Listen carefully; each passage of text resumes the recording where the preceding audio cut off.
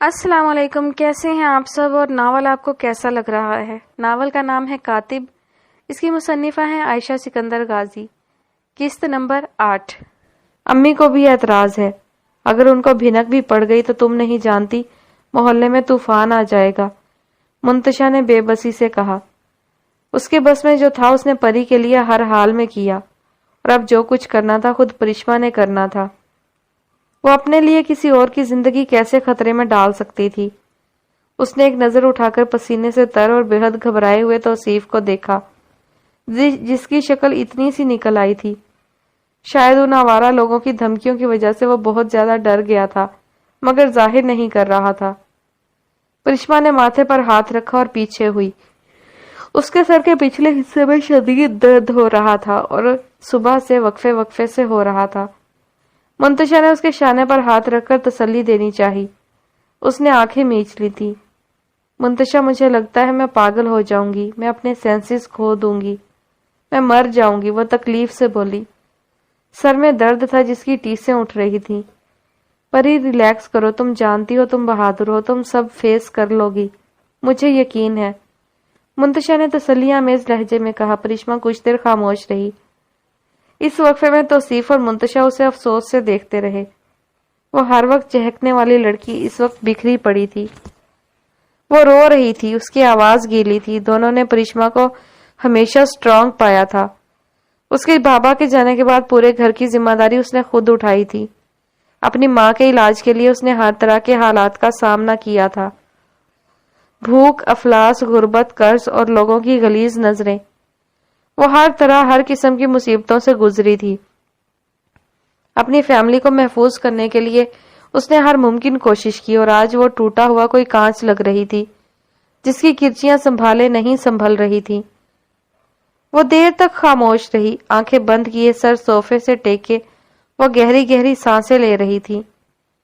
منتشا کو لگا وہ سو چکی ہے، اس لیے اس نے ہلکا سا جھنجھوڑا اور اٹھانا چاہا، مگر وہ اٹھی ہوئی تھی۔ اس کے جھنجھوڑنے سے پہلے ہی وہ سیدھی ہو کر بیٹھی، لمبی اور ٹھنڈی سانس لی، پھر منتشا کو دیکھا۔ ایک بار پھر تم لوگوں کی مدد چاہیے۔ اس بار اس کی آواز میں نمی کے ساتھ ساتھ واضح شرمندگی تھی۔ وہ خود بھی اکتا چکی تھی مدد مانگ مانگ کر، لیکن اس کے علاوہ کوئی چارہ نہیں تھا کہ اپنوں کے آگے ہاتھ پھیلائے جائیں۔ منتشا نے توصیف کو دیکھا اور پھر پرشما کو۔ بولو، ہم کیا کر سکتے ہیں؟ پرشما کی گیلی آواز پھر سے ڈوبنے لگی۔ ایک بار پھر پیسوں کی مدد کے لیے کہنا اپنی خودداری کو بیچنا تھا، اپنی غیرت کو کوزے میں بند کر کے کسی گہری کھائی میں دفنانا تھا، اپنی شرم و حیا کو پس پشت ڈال کر بس بے شرمی کا لبادہ اوڑھنا تھا۔ اس نے بالوں کی چند لٹیں کان کے پیچھے اڑسیں۔ مجھے کچھ پیسے چاہیے تھے ادے جان کے آپریشن کے لیے، اس نے اٹک اٹک کر کہتے ہوئے نظریں جھکا دیں۔ اوکے، ٹھیک ہے، میں لے کر آتی ہوں۔ منتشا نے بغیر سوال و جواب اور بلا مقصد کچھ اور پوچھے بغیر قدم اندر کمرے کی طرف بڑھائے۔ پرشما نے مزید سر جھکا لیا۔ توصیف نے میز سے سیب اٹھایا، پینٹ سے رگڑا اور اس میں دانت گاڑ دیے، پھر منہ میں نوالا رکھ کر پرشما کو دیکھا۔ آپا، یہ پرائیویٹ ہسپتال والے بہت پیسے لیتے ہیں۔ کب ہے آنٹی کا آپریشن؟ توصیف نے تحمل مزاجی سے اور مخلصی سے پوچھا۔ تب تک نہیں ہو سکتا جب تک 7 لاکھ روپے جمع نہیں ہو جاتے۔ توصیف کے منہ میں سیب اٹک گیا، وہ زور زور سے کھانسنے لگا۔ پرشما نے گہری سانس لی۔ اس رقم کو سن کر اس کا بھی برا حال ہو سکتا تھا۔ توصیف نے پانی کا گلاس منہ سے لگایا۔ میں نے اچھی خاصی رقم دی تھی آپ کو، پھر یہ جمع کیوں کرنے؟ پیسے ختم ہو گئے ہیں کیا؟ پانی پینے کے بعد اس نے مختصر سا پوچھا۔ ختم ہو گئے۔ اس وقت مجھے 2 لاکھ روپے کی سخت ضرورت ہے۔ ادے جان کی حالت ٹھیک نہیں ہے توصیف، ان کی حالت بہت زیادہ خراب ہے۔ اگر فوری طور پر پیسوں کا بندوبست نہیں ہوا تو… اس نے بات ادھوری چھوڑ دی، اس سے آگے وہ بول بھی نہیں سکتی تھی، وہ بات زیادہ تکلیف دہ تھی۔ توصیف نے سیب اور پانی واپس رکھا اور اس تک آیا، پھر صوفے پر اس سے تھوڑا دور بیٹھا۔ آپا، بی سٹرونگ، بی بریو۔ آپ ہمت ہاریں گی تو انم آپی کا کیا ہوگا؟ ان سب کو آپ کی ضرورت ہے، اور رقم کے لیے پریشان نہ ہو، اس کا بندوبست ہو جائے گا، ہم کوشش کریں گے نا۔ نہیں کر سکتے، کہاں سے آئیں گے اتنے پیسے، کون دے گا؟ وہ روحانسی ہوئی۔ آپا ریلیکس، ہم کچھ نہ کچھ کر لیں گے۔ توصیف ادے جان کا آپریشن لازمی ہے ان 2 دن میں۔ کیا؟ توصیف کا منہ کھل گیا۔ لیکن ابھی تک کیا کر رہے تھے وہ لوگ؟ کڈنی ڈونر نہیں مل رہا تھا، میرے سارے پیسے وہاں کے بلز بھرنے میں ختم ہو گئے، اس وقت میرے پاس صرف 5 لاکھ روپے ہیں، باقی کا رقم ہر حال میں بندوبست کرنا ہوگا۔ تکلیف اور ٹینشن سے برا حال تھا۔ توصیف کچھ دیر خالی خالی نظروں سے پرشما کو دیکھتا رہا۔ اس کی آنکھوں میں ڈھیر کرب اترا تھا۔ وہ پرشما کی تکلیف محسوس کر سکتا تھا کیونکہ وہ اسے تکلیف میں دیکھ چکا تھا۔ جب ماں مر رہی ہو اور بیٹیاں کچھ نہ کر سکیں، اس سے زیادہ تکلیف دہ کچھ نہیں ہوتا۔ منتشا ہاتھ میں پیسے لیے اس تک آئی۔ پری یہ لو، میرے پاس اس وقت یہی 40,000 روپے ہیں۔ تم تو جانتی ہو تنخواہ سے کہاں بچت ہوتی ہے۔ منتشا نے اسے پیسے دیتے ہوئے کہا۔ پرشما نے پیسے لے لیے، گنے نہیں۔ ابھی بھی رقم بہت کم ہے آپا، ہمیں 2 لاکھ روپے جمع کرنے ہیں۔ توصیف اٹھتا ہوا بولا۔ منتشا سب جانتی تھی، وہ پری کی بیسٹ فرینڈ تھی۔ پرشما اس سے کچھ نہیں چھپاتی تھی۔ اس وقت بھی اس کے معاشی بحران کے بارے میں منتشا جانتی تھی، لیکن اس نے توصیف کو بتانا ضروری نہیں سمجھا تھا۔ شاید اسی لیے وہ توصیف کی بات سن کر حیران ہوئی، یعنی پرشما نے اسے خود بتا دیا تھا۔ میں کچھ دوستوں کو فون کرتا ہوں، شاید وہاں سے پیسے مل جائیں۔ توصیف فون ہاتھ میں پکڑے باہر چلا گیا۔ 1,60,000 روپے مزید چاہیے۔ اس نے منتشا کو بے بسی سے دیکھا۔ تم نے سمن سے بات کی؟ کیا پتا اس کے پاس کچھ پیسے ہوں۔ ابھی نہیں کی اس سے بات۔ تو کرو، دوست ہے تمہاری، تم مدد کے لیے کہو گی تو ضرور کرے گی۔ منتشا نے مشورہ دیا۔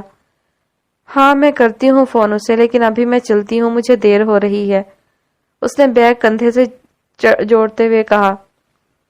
ادے جان کے لیے پریشان نہیں ہونا، ہم رقم کے لیے کچھ کرتے ہیں۔ منتشا نے کندھے پر ہاتھ رکھ کر تسلی دی۔ وہ خفیف سی مسکرا دی۔ رات کے سائے گہرے ہو رہے تھے۔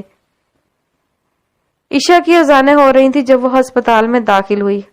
ہسپتال کی ٹھنڈی راہداری میں چلتے اسٹریچر کے پہیوں کی چرچراتی آوازیں، ڈاکٹرز کی بھاگم بھاگ، کاؤنٹر پہ رکھے فون کی پے در پہ گھنٹیاں، نرسز کا آنا جانا اور وہی لوگوں کی مخصوص آوازیں۔ سیاہ شال کندھوں کے گرد نفاست سے لپیٹے، ایک ہاتھ سے بیگ کی سٹریپ پکڑے، دوسرے ہاتھ میں جوس اور پھلوں کی تھیلیاں اٹھائے، وہ مغموم آنکھوں میں ڈھیروں بیزاری اور چال میں ڈھیروں تھکاوٹ لیے راہداری کے کنارے چل رہی تھی۔ کبھی اس چہرے پر ادے جان کو دیکھنے کی لاکھوں چمک ہوتی، اور آج وہ تھکا تھکا بجھا ہوا چہرہ کرچی وجود کی ہر داستان سنا رہا تھا۔ راہداری میں آگے مڑ کر وہ وارڈز کے سامنے سے گزرنے لگی۔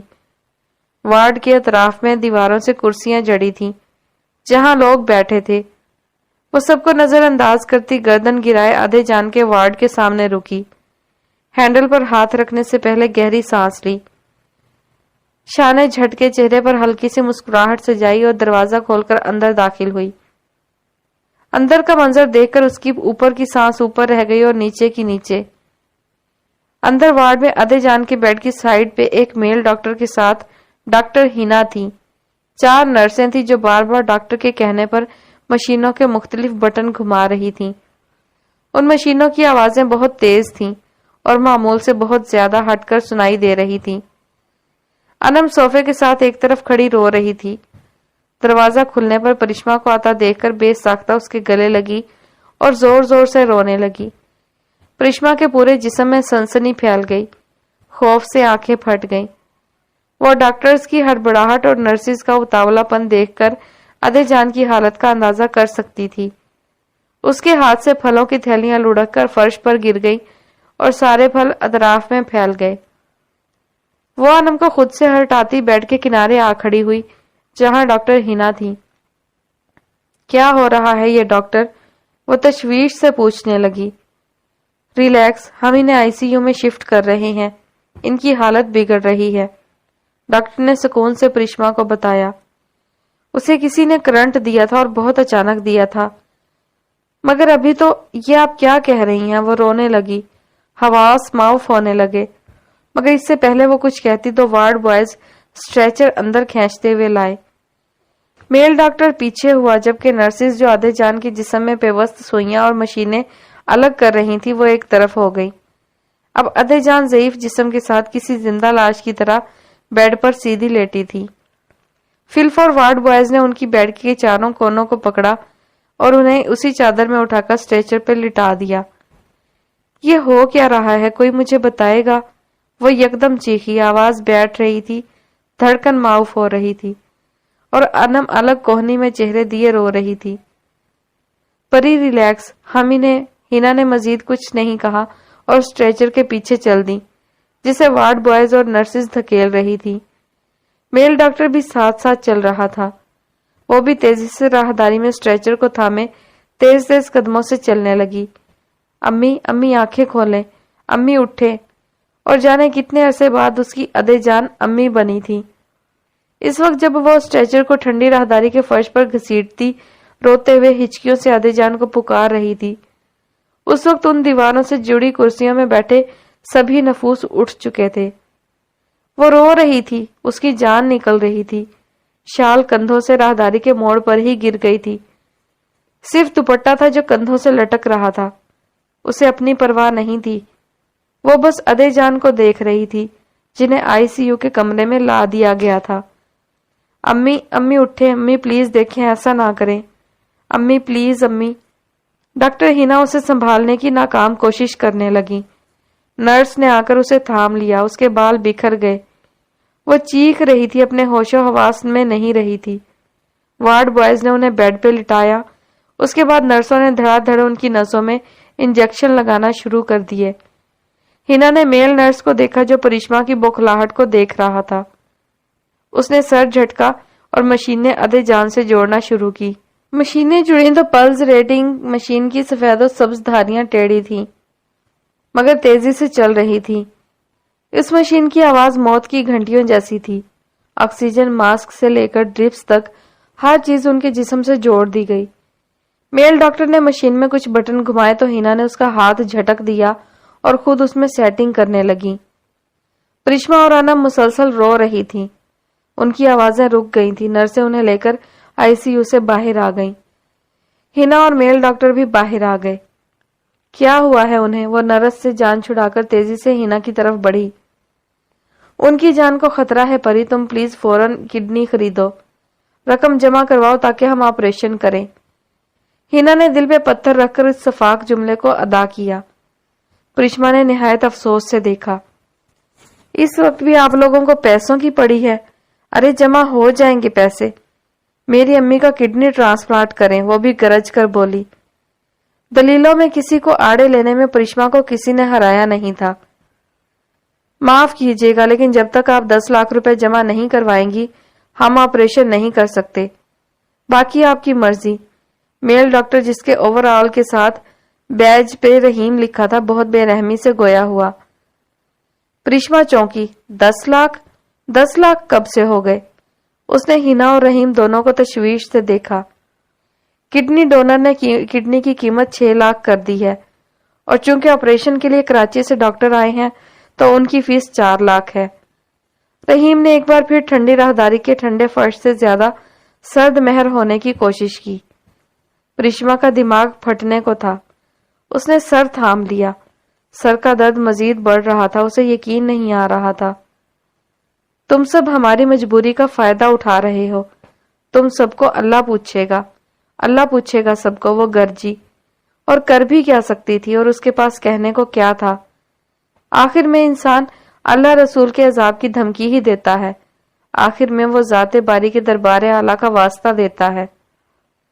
پری پریشان نہ ہو، میں نے ڈونر کو بلوایا ہے، تم ایسا کرو ان سے بات کرو، کیا معلوم وہ رعایت کر دیں۔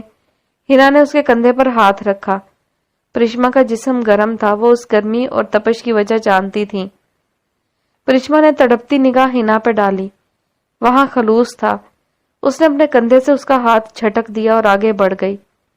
ICU کے دروازے کے پاس رک گئی اور دروازے میں نصب شیشے سے اندر جھانکا۔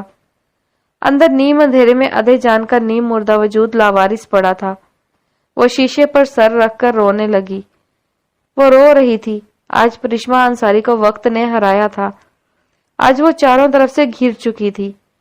آج وہ مسلسل ہچکیوں سے رو رہی تھی، لیکن وہ اکیلی تھی، اس کے پاس کوئی نہیں تھا۔ وہ بے جان بالکل تنہا کھڑی تھی، وہ ہار رہی تھی۔ اس کے پاس پیسے نہیں تھے، انہی پیسوں کے لیے اس نے کیا کیا نہیں کیا تھا، اور آج پھر ادے جان کی بیماری پیسوں کی قلت کی دہلیز پہ کھڑی تھی۔ جن پیسوں کے لیے وہ لور لور پھر کر پیر رپٹتی رہی، خود کو گھسیٹتی رہی، آج تک وہ پیسے پورے نہیں ہوئے تھے۔ گھر تک گروی رکھا جا چکا تھا، پڑھائی تک چھوڑی جا چکی تھی، مگر وہ پیسے پورے نہیں ہوئے۔ اور پھر بھی کچھ لوگوں کا خیال ہوتا کہ پیسہ زندگی کے لیے ضروری نہیں۔ بندہ پوچھے، جب بھوک لگتی ہے تو پیٹ میں عزت اور شہرت نہیں ڈالی جاتی، پیسے سے خریدی ہوئی روٹی ڈالی جاتی ہے۔ اسے بھی اسی پیسے نے مجبور کر دیا تھا، اس ہسپتال کے لٹیروں نے مجبور کر دیا تھا۔ وہ جو ہر روز اپنی ادے جان سے کہتی تھی کہ بڑے ہسپتال میں علاج کروائے گی، آج جتنا بڑا ہسپتال تھا اتنے زیادہ خرچے تھے۔ وہ ادے جان کو شاید خرچوں کے بارے میں نہیں بتا سکی تھی۔ ہر انسان کو لگتا ہے تکلیف تب ہوتی ہے جب اپنے چھوڑ جائے، اس وقت ہوتی ہے جب آپ پہ کوئی تشدد کر رہا ہو، جب کوئی آپ پر پگھلا ہوا سیسا ڈال رہا ہو۔ لیکن اصل تکلیف تب ہوتی ہے جب آپ کے اپنے مر رہے ہوں اور آپ دنیا کی صفاقی پر انہیں کچھ کہنے کی ہمت نہ رکھتے ہو، آپ کے پاس انہیں باور کرانے کے لیے کچھ نہ ہو، اور وہ آپ کی بے بسی کا فائدہ اٹھائیں۔ انم نے پرشما کی پشت پہ سر رکھ دیا۔ اب ساری زندگی گھوم کر ایک جگہ رکی تھی، مرتی ماں، مجبور بیٹیاں۔ رات کے سائے ابیر ہاؤس پر پھیلے ہوئے تھے۔ ارم ہاتھ میں کافی کے 2 مگ پکڑے اوپر چڑھ رہی تھی۔ دوپٹہ کندھے سے لٹکائے وہ دھیرے دھیرے چل کر ابیر کے کمرے کے سامنے رکی اور پھر کوہنی کی مدد سے دروازہ دھکیلا۔ ابیر صوفے پر بیٹھا ہوا تھا، اشال اپنے نائٹ سوٹ میں ملبوس بیڈ پر سوئی ہوئی تھی۔ ابیر نے سر اٹھایا اور ارم کو اندر آتا دیکھ کر مسکرایا۔ ابیر نے ایک کافی کا مگ اس کے ہاتھ میں دے دیا اور خود دوسرے سنگل صوفے پر بیٹھ گئی۔ ابیر فائل اٹھا کر اسے دیکھتے ہوئے لیپ ٹاپ میں کچھ ٹائپ کرنے لگا۔ بال ماتھے پر بکھرے، گہری آنکھوں پہ لگے چشمے میں لیپ ٹاپ کی نیلی روشنی نظر آ رہی تھی۔ وہ چور نظروں سے ارم کو دیکھ رہا تھا۔ خیریت ہے امی؟ کافی غور سے دیکھ رہی ہیں۔ گہرا بھورا مایا ہونٹوں کو گیلا کر گیا، اس نے کافی کا سپ لیتے ہوئے کہا۔ ابیر کی بات سن کر وہ مسکرائیں۔ آج میں اس سے ملی، وہ گویا ہوئی۔ ابیر چونکا، نظریں لیپ ٹاپ پہ تھی۔ کس سے؟ پرشما انصاری سے۔ اچھا، گڈ، وہ مختصر بولا۔ بہت پیاری لڑکی ہے، بالکل اپنے نام کی طرح، پریوں جیسی۔ مجھے لگا تمہاری ہم عمر ہوگی، مگر وہ تو کافی چھوٹی ہے تم سے۔ ارم حیران تھی، مگر ابیر نے کوئی جواب نہیں دیا۔ وہ خاموشی سے کافی کے گھونٹ بھر رہا تھا۔ تمہیں اعتراض تو نہیں ہے اگر میں اور سکندر تمہارا رشتہ لے کر اس کے گھر جائیں؟ عبور کے ہونٹوں سے کافی چھلکی۔ یہ کیا کہہ رہی ہیں آپ امی؟ وہ شوق سے ارم کو دیکھنے لگا۔ ارم کس مسائیں؟ تم تو ایسے حیران ہو رہے ہو جیسے کوئی انوکھی بات کہہ دی ہو میں نے۔ یہی کہا ہے میں نے، تمہاری دوسری شادی اس لڑکی سے کروانا چاہتی ہوں۔ ارم پرسکون تھی۔ ابیر نے گہری سانس لی، لیپ ٹاپ گود سے ہٹا کر صوفے پر رکھا اور ٹانگیں میز سے ہٹا کر فرش پر رکھی۔ دیکھیں امی، میں پہلے بھی کہہ چکا ہوں کہ میں شادی نہیں کرنا چاہتا۔ یہ بات مجھے نہیں معلوم کتنی دفعہ دہرانی پڑے گی، مگر جب جب دہراؤں گا آپ کو اذیت ہوگی، تو بہتر ہے ہم اس بارے میں بات نہ کریں۔ وہ سنجیدہ تھا۔ تم نے کہا تھا تم ایسی لڑکی سے شادی کرنا چاہتے ہو جو اشال کو ماں کی طرح پیار دے، جو تم سے زیادہ اس پہ فوکس کرے۔ کہا تھا نا؟ پرشما ایسی ہی لڑکی ہے، اس نے تمہاری بیٹی کو فاطمہ جیسی شفاق کیئر ٹیکر سے بچایا، تمہیں اس کے اغوا کاروں تک پہنچایا، بتایا سب کچھ مجھے جمیلہ نے جو تم نے مجھ سے مخفی رکھا۔ اب کیا مسئلہ ہے؟ ارم جھنجھلا گئی تھی۔ تو آپ چاہتی ہیں اس کے احسان کے بدلے میں اس سے شادی کروں؟ فار گاڈ سیک امی، بس کر دیں، وہ اکتا گیا۔ کیا وہ کسی کے نکاح میں ہے؟ ارم نے پوچھا۔ نہیں، علی نے پرشما کا سارا پاسٹ، پریزنٹ اور فیوچر نکال کر جو دیا تھا۔ کیا انگیجڈ ہے؟ نہیں۔ کیا کمیٹڈ ہے؟ نہیں امی۔ تو پھر ابیر سکندر غازی کیا پرابلم ہے تمہاری ہاں؟ ارم نے اونچی آواز کی۔ امی میں نے اس بارے میں کبھی نہیں سوچا، اور پرشما کے بارے میں تو ہرگز نہیں۔ وہ چڑ گیا تھا، ماتھے پر بل نظر آنے لگے۔ اس میں سوچنے والی کون سی بات ہے؟ ویسے بھی شادی تو تم اشال کے لیے کرنا چاہتے ہو، اور اشال کو پرشما سے بہتر ماں نہیں مل سکتی، تم جانتے ہو۔ ارم نے دھونس سے کہا۔ عبیر کے ہاتھ میں کافی کا مگ مزید گرم ہو چکا تھا۔ اس نے ارم کو اذیت سے دیکھا۔ وہ مجھ سے بہت چھوٹی ہے، 11 سال کا فرق ہے ہماری عمروں میں، اور وہ کیوں ایک ایسے مرد سے شادی کرے گی جو ایک بچی کا باپ ہے؟ ابھی چھوٹی ہے وہ، اس کے لیے رشتوں کی کمی نہیں، عبیر نے جواز رکھا۔ لیکن تمہیں ایک اچھی بیوی، اشال کو اچھی ماں کی سخت ترین کمی ہے، تمہیں یہ سب سمجھنا چاہیے۔ وہ لڑکی پیاری ہے، یتیم ہے، بس ایک چھوٹی بہن ہے اور ماں ہے۔ اسے تمہارا سہارا مل گیا تو اپنی تعلیم بھی پوری کر لے گی۔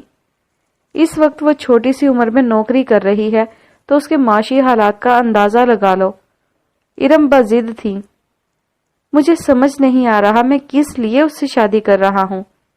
اس لیے کہ اشال کو بہتر ماں ملے، مجھے اچھی بیوی، یا اس نے اشال کو بچا کر احسان کیا تھا اس کا بدلہ دوں، یا اس کے معاشی حالات پہ ترس کھا کر ہمدردی میں اس سے شادی کروں؟ وہ بھویں چڑھاتے ہوئے بولا۔ ارم نے کافی کا مگ ایک طرف رکھا۔ جو بھی وجہ تم سامنے رکھو، تمہاری مرضی، مگر یہ لڑکی آخری لڑکی ہے جو ہر چیز پہ کھری اتری ہے۔ اس کے علاوہ تم جس سے بھی شادی کرو گے، اس کے ساتھ طرح طرح کے سمجھوتے کرنے کے لیے تیار ہو جانا۔ ارم نے گویا باور کروایا۔ میرے مزاج اور اس کے مزاج میں زمین آسمان کا فرق ہے، ہم اکٹھے نہیں رہ سکتے۔ ارم کا پارا ہائی ہوا۔ تو عبیر سکندر، مجھے کوئی وہ لڑکی بتاؤ جس سے تمہارا مزاج ملتا ہے، تاکہ میں اس کے گھر چلی جاؤں۔ کیا کوئی ایسی لڑکی اس دنیا میں ہے جو تمہاری طرح ضدی، اڑیل، بدتمیز، نافرمان اور ہٹ دھرم ہو؟ ہاں، مروہ تھی، افسوس غازیوں کا خون تھی، مگر اس لڑکی سے بھی تم نے کب شادی کی حامی بھری تھی؟ مزاج کے مطابق تھی، پھر بھی چھوڑ دیا تھا۔ اب بچی ہے ایسی کوئی لڑکی؟ ارم نے غصے سے کہا، آواز اونچی تھی۔ عبیر شوق کی کیفیت میں اپنی ماں کو دیکھنے لگا، جن کے خیالات بالکل پرشما سے ملتے تھے، مگر اس نے کچھ نہیں کہا، بس مڑ کر بیڈ کو دیکھا، جہاں اشال ارم کی اونچی آواز سے نیند میں ڈر گئی تھی۔ عبیر نے افسوس سے کپ میز پر رکھا اور بیڈ تک آیا، پھر اشال کے بازو پر نرمی سے ہاتھ تھپکتے ہوئے اسے سلانے کی کوشش کرنے لگا۔ ارم کو اپنے فعل پر شرمندگی محسوس ہوئی۔ کچھ دیر کی سمسانے کے بعد اشال پھر سکون سے سو گئی۔ عبیر اس پہ کمفرٹر ڈالتا واپس صوفے تک آیا اور بیٹھ گیا۔ ارم نے آگے بڑھ کر اس کے ہاتھ کو تھاما۔ میری جان ہو تم عبیر، تمہارے لیے بی بی شاہ سے لڑ کر آئی ہوں۔ میں تمہیں خوش دیکھنا چاہتی ہوں، اور مجھے پورا یقین ہے تم اس لڑکی کے ساتھ خوش رہو گے۔ وہ ابھی آواز ہلکی رکھ کر نرمی سے کہہ رہی تھی۔ میرا انکار آپ کی دوسری نافرمانی ہوگی۔ میں نے پہلی شادی بھی آپ سب کی مرضی کے برعکس جا کر کی، اور میں نہیں چاہتا میری دوسری شادی بھی کچھ ایسی ہو۔ اس لیے امی مجھے فورس مت کریں۔ میں نے پرشما کے بارے میں ایسا کبھی نہیں سوچا، اور نرم لہجے میں کہہ رہا تھا۔ ارم نے کچھ دیر خالی خالی نظروں سے دیکھا، پھر اپنا ہاتھ پیچھے کر دیا۔ کچھ دنوں میں چلی جاؤں گی واپس، پھر اشال کا خیال کون رکھے گا؟ تمہیں شادی نہیں کرنی مت کرو، مگر پرشما کو اشال کا کیئر ٹیکر تو رکھ سکتے ہو نا؟ اس سے کم از کم مجھے تسلی تو ہوگی کہ وہ محفوظ ہاتھوں میں ہے۔ عبیر کے ماتھے پر بل پڑے اور آنکھوں میں ناگواری اتری۔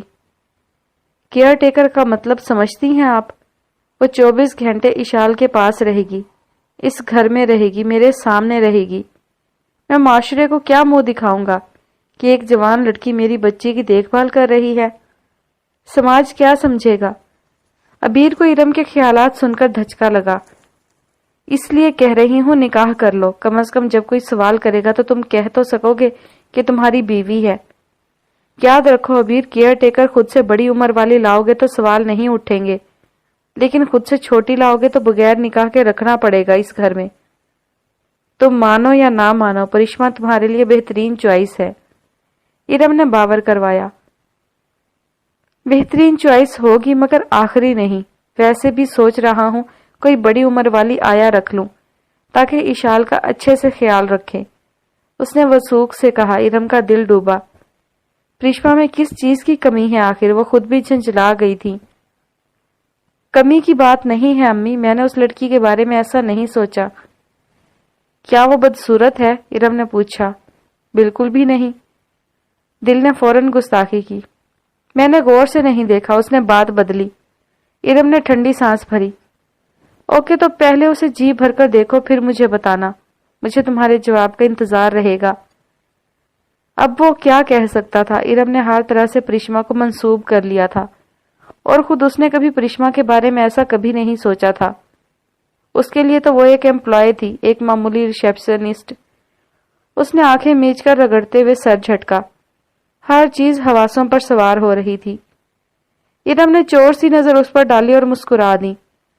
زیادہ نہ سہی، مگر ایک بار تم پریشما کے بارے میں ضرور سوچو گے۔ انہوں نے سوچا اور کافی کا کپ لبوں سے لگا دیا۔ اس نے گہری سانس لی تھی اور اس سانس میں کسی نے گویا زہر کی کڑواہٹ ملا دی تھی۔ پریشما کو اس سے پہلے ایسی کڑوی سانس کبھی نہیں آئی تھی۔ وہ ہسپتال کے ایک کمرے میں ڈونر کے وارث کے سامنے بیٹھی تھی۔ دوپٹہ سر سے لڑکا ہوا تھا، بال بکھرے ہوئے تھے، چہرہ سوجا ہوا تھا اور آنکھوں کی منظر کشی کے لیے الفاظ نہیں تھے۔ کمرے میں ڈونر کڈنی کا وارث ایک باروب شخصیت اور اونچے قد کاٹ کا بڑی مونچھوں والا مرد تھا جو کینسر پیشنٹ کو اپنا چھوٹا بھائی کہہ رہا تھا۔ شفاف چہرہ، تنے نقوش اور سرد ترین رویہ، جس کی ٹھنڈک کوئی بھی محسوس کر سکتا تھا۔ وہ کرسی سے ٹیک لگائے، آنکھوں میں ہجو آمیز چمک لیے، ہونٹوں پر ہتک آمیز مسکراہٹ سجائے، سامنے میز کے پاس دوسری کرسی پر بیٹھا پریشما کو دیکھ رہا تھا۔ کمرے میں ہنا اور رحیم بھی موجود تھے۔ ہنا دروازے سے پشت جوڑے سینے پر ہاتھ باندھے رو دینے کو تھی، جبکہ رحیم ڈونر جیسے تاثرات لیے پریشما سے چند قدم دور دیوار سے ایک پیر جوڑے ہاتھ سینے پر باندھے کھڑا تھا۔ پریشما نے آنسو پونچھے۔ دیکھیے سر، اس وقت میرے پاس اتنے پیسے ہیں کہ میں یا تو کڈنی خرید سکتی ہوں یا آپریشن کرا سکتی ہوں۔ یہ کڈنی جب خود ڈونر نے عطیہ کی ہے تو آپ 6 لاکھ ڈیمانڈ کیسے کر سکتے ہیں؟ کچھ تو پیشنٹ کی کنڈیشن کا لحاظ کریں۔ وہ رو دینے کو تھی۔ مادام بحث کرنے کی کیا ضرورت ہے؟ جو قیمت ہے وہ ادا کریں اور جان چھڑائیں۔ وہ شفاق تھا۔ لیکن یہ گردہ عطیہ ہے، میں کیسے پے کروں؟ دیکھو، تمہارے پاس کوئی ثبوت نہیں اس بات کا یہ عطیہ ہے یا نہیں۔ مادام کچھ بھی کہہ دیں گی تو آپ یقین کر لیں گی۔ اس نے ہنا کی طرف اشارہ کیا۔ مگر میری حالت آپ سے چھپی نہیں ہے۔ میں کچھ نہیں سننا چاہتا۔ آپ لوگوں کے پاس پیسے نہیں ہوتے تو اتنے مہنگے ہسپتالوں میں کیوں آتے ہیں؟ انسان کی جو اوقات ہو اس کے مطابق چلنا چاہیے۔ اب وہ بے عزتی پر اتر رہا تھا۔ جب اپنے مر رہے ہوں تو ان کو بچانے کے لیے انسان اپنی اوقات بھول جایا کرتا ہے۔ پریشما نے برداشت سے کہا۔ میں آپ کی فلسفیاں سننے نہیں آیا۔ میں نے بھی اپنے بھائی پہ لاکھوں خرچ کیے ہیں، مگر آپ کی طرح بھیک نہیں مانگی۔ اتنی غیرت تھی مجھ میں۔ وہ واقعی شفاق تھا۔ ٹھیک ہے، پریشما نے ضبط سے کہا۔ اس کی برداشت جواب دے رہی تھی۔ ہم کانٹریکٹ کر لیتے ہیں۔ رحیم سیدھا ہوا اور گردن تیرچی کر کے ہنا کو دیکھا جو وثوق اور یقین سے پریشما کو دیکھ رہی تھی۔ میں آپ کو پیسے دینے کا وعدہ کرتی ہوں، آپ مجھے فی الحال کڈنی دے دیں کہ میں ادے جان کو بچا سکوں۔ پیسے میں جلد دے دوں گی، اپنے وعدے اور معاہدے سے پھروں گی نہیں۔ آپ مجھ سے بے شک سائن کروا لیں، وہ دھونس سے کہہ رہی تھی۔ اس کی بات سن کر ڈونر کے اس آدمی نے جاندار کہا لگایا۔ اس کی گونجتی آواز کمرے کی ٹھنڈ میں اضافہ کر رہی تھی۔ پریشما نے بہتے آنسوؤں سے اپنی تضحیک دیکھی تھی، اپنی مجبوری کو سرے راہ رسوا ہوتے دیکھا تھا۔ وہ اس پہ ہنس رہا تھا، اس کی بے بسی کا مذاق اڑا رہا تھا، اس کی تکلیف کو مزید کورید رہا تھا۔ وہ دیکھ رہی تھی، بس رحم کی بھیک مانگ سکتی تھی، وہ رو سکتی تھی، گڑ گڑا سکتی تھی۔ اس کے کہے کی گونج تھمی تو اس نے پریشما کو نخوت سے دیکھا۔ تو آپ مجھے بے وقوف سمجھتی ہیں؟ آپ کو لگتا ہے میں آپ کی ان معصوم باتوں میں پھنس جاؤں گا اور آپ پر رحم کھا کر گھاٹے کا سودا کر لوں گا؟ وہ استہزائیہ انداز میں کہتا پھر ہنسا۔ پریشما کو اس کی آنکھوں میں دور دور تک رحمت کی جھلک نظر نہیں آ رہی تھی، مگر پھر بھی وہ صرف قسمت آزمانے اس سے بات کر رہی تھی۔ وہ تاثرات پڑھ سکتی تھی، اسے سب سمجھ آتا تھا۔ مجھے معاف کر دو پری، میں کچھ نہیں کر پا رہی، مجھے مجبور کیا گیا ہے۔ اب تو میں چھپ کر بھی تمہاری مدد نہیں کر سکتی، میرا سب کچھ خطرے میں ہے، میں پھنس چکی ہوں۔ مجھے تم عزیز ہو پری، مگر میرے بیٹے کا سوال آئے تو تمہیں ترجیح نہیں دوں گی۔ میں عمر کو کھو نہیں سکتی، میں مجبور ہوں، مجھے معاف کر دو، ہینا خود سے کہہ رہی تھی۔ آپ چاہیں تو گواہوں کے سامنے مجھ سے قسم لے لیں یا آپ مجھ سے قانونی نوٹس لے لیں، مگر پلیز مجھ پہ رحم کریں، مجھے اس وقت اس کڈنی کی بہت بہت ضرورت ہے۔ وہ ہاتھ جوڑنے لگی۔ زندگی ایک بار پھر انگڑائی لے کر پریشما پہ ہنس رہی تھی، زندگی ایک بار پھر اس کا مذاق اڑا رہی تھی۔ وہ ایک بار پھر موت کے کہکہے کو چاروں طرف گونجتا سن رہی تھی۔ اس کی غیرت ایک بار پھر دور کہیں دفن ہو گئی تھی، اور شرم وہ تو بس چاہ کر بھی نہیں آ رہی تھی۔ اب بھلے لوگ اسے ڈھیٹ سمجھتے، اسے پرواہ نہیں تھی۔ بس بہت ہو گیا، لگتا ہے آپ کو میری بات سمجھ نہیں آ رہی۔ خریدنے کی طاقت نہیں ہے تو کسی اور سے لے لیں جو ہر چیز فلاح عامہ کے لیے کرتا ہو۔ میرے پاس مفت کے پیسے نہیں ہیں۔ آپ ایسا کریں، جب آپ کے پاس پیسے آئیں تو خرید لینا کڈنی، اس نے حقارت سے کہا، اور پھر کسی گرجتے شیر کی طرح باہر چلا گیا۔ پریشما نے مڑ کر نہیں دیکھا، وہ جانتی تھی مڑ کر دیکھنا بیکار ہے۔ اس نے سر میز پر رکھ دیا، سر کی ٹیسیں شدید تھیں، سکون نہیں تھا۔ وہ رونے لگی، اس کی ہچکیوں کی آواز اس کی بے بسی کی نمائش کر رہی تھی۔ وہ ہر طرح سے رسیوں سے باندھ دی گئی تھی۔ اب پریشما انصاری کو زندگی نے ایک نیا رنگ دکھایا تھا۔ رحیم اور ہینا باہر آ گئے۔ ماسک میں چھپے رحیم کے چہرے پر بکھری مسکراہٹ کی چمک آنکھوں میں دیکھی جا سکتی تھی۔ اس نے ایک نظر ہینا کو دیکھا جو اسی کی طرف دیکھ رہی تھی۔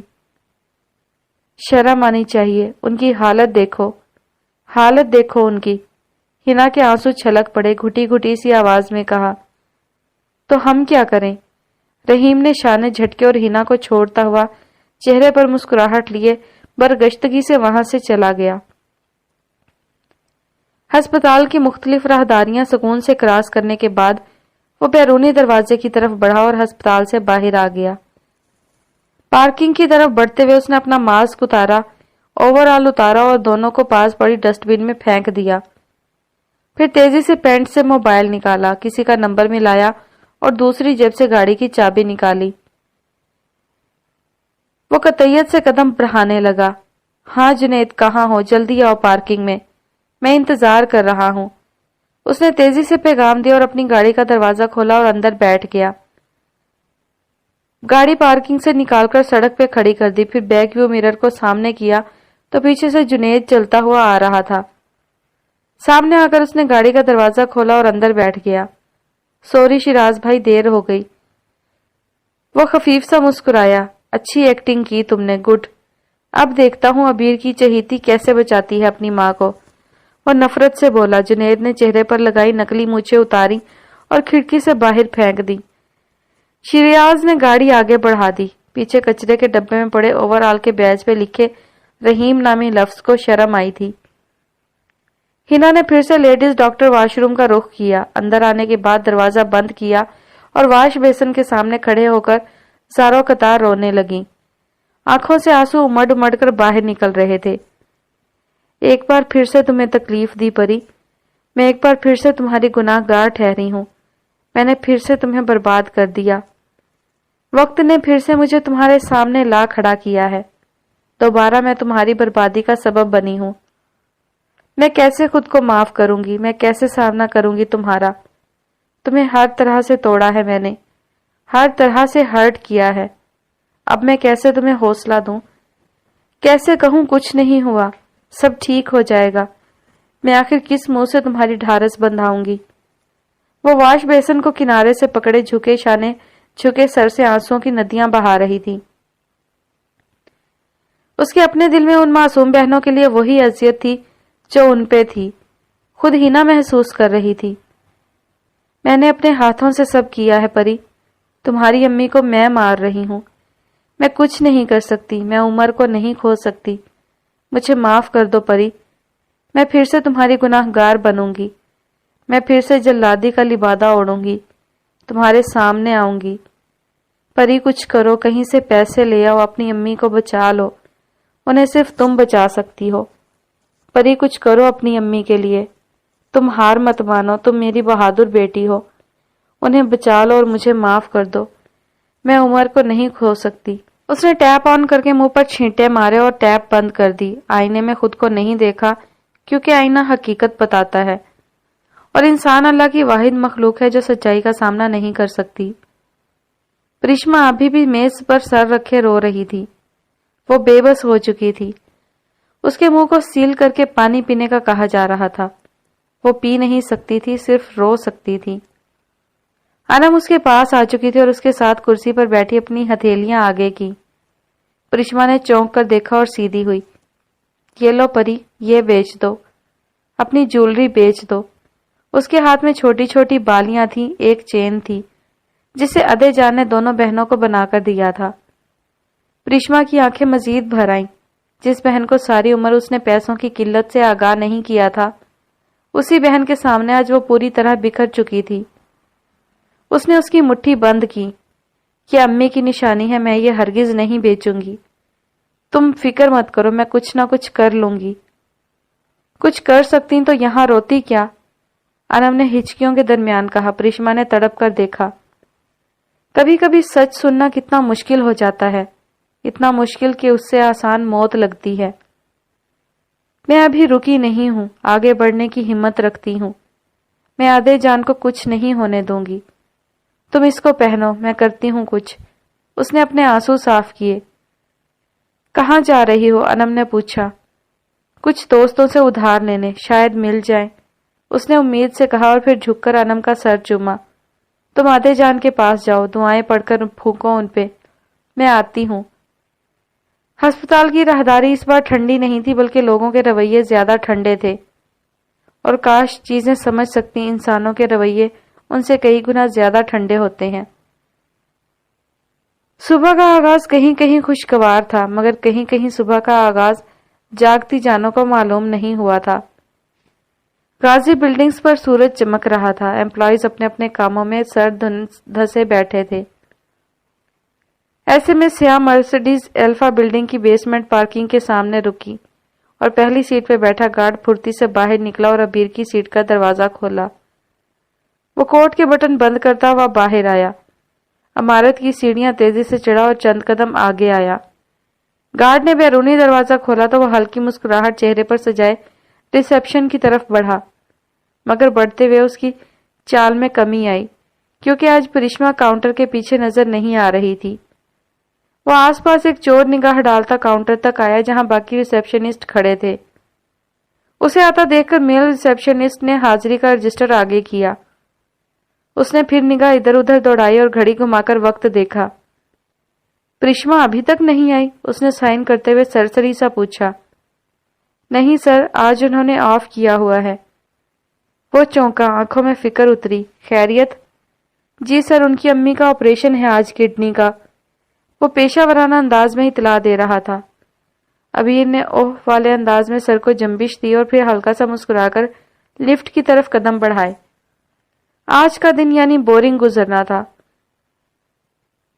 آگا بلڈنگز کا بھی کچھ ایسا ہی حال تھا۔ مرکزی اور مصروف سی جگہ پر کھڑی اس عمارت میں وہی ریل پیل تھی جو غازیوں کی عمارت میں تھی۔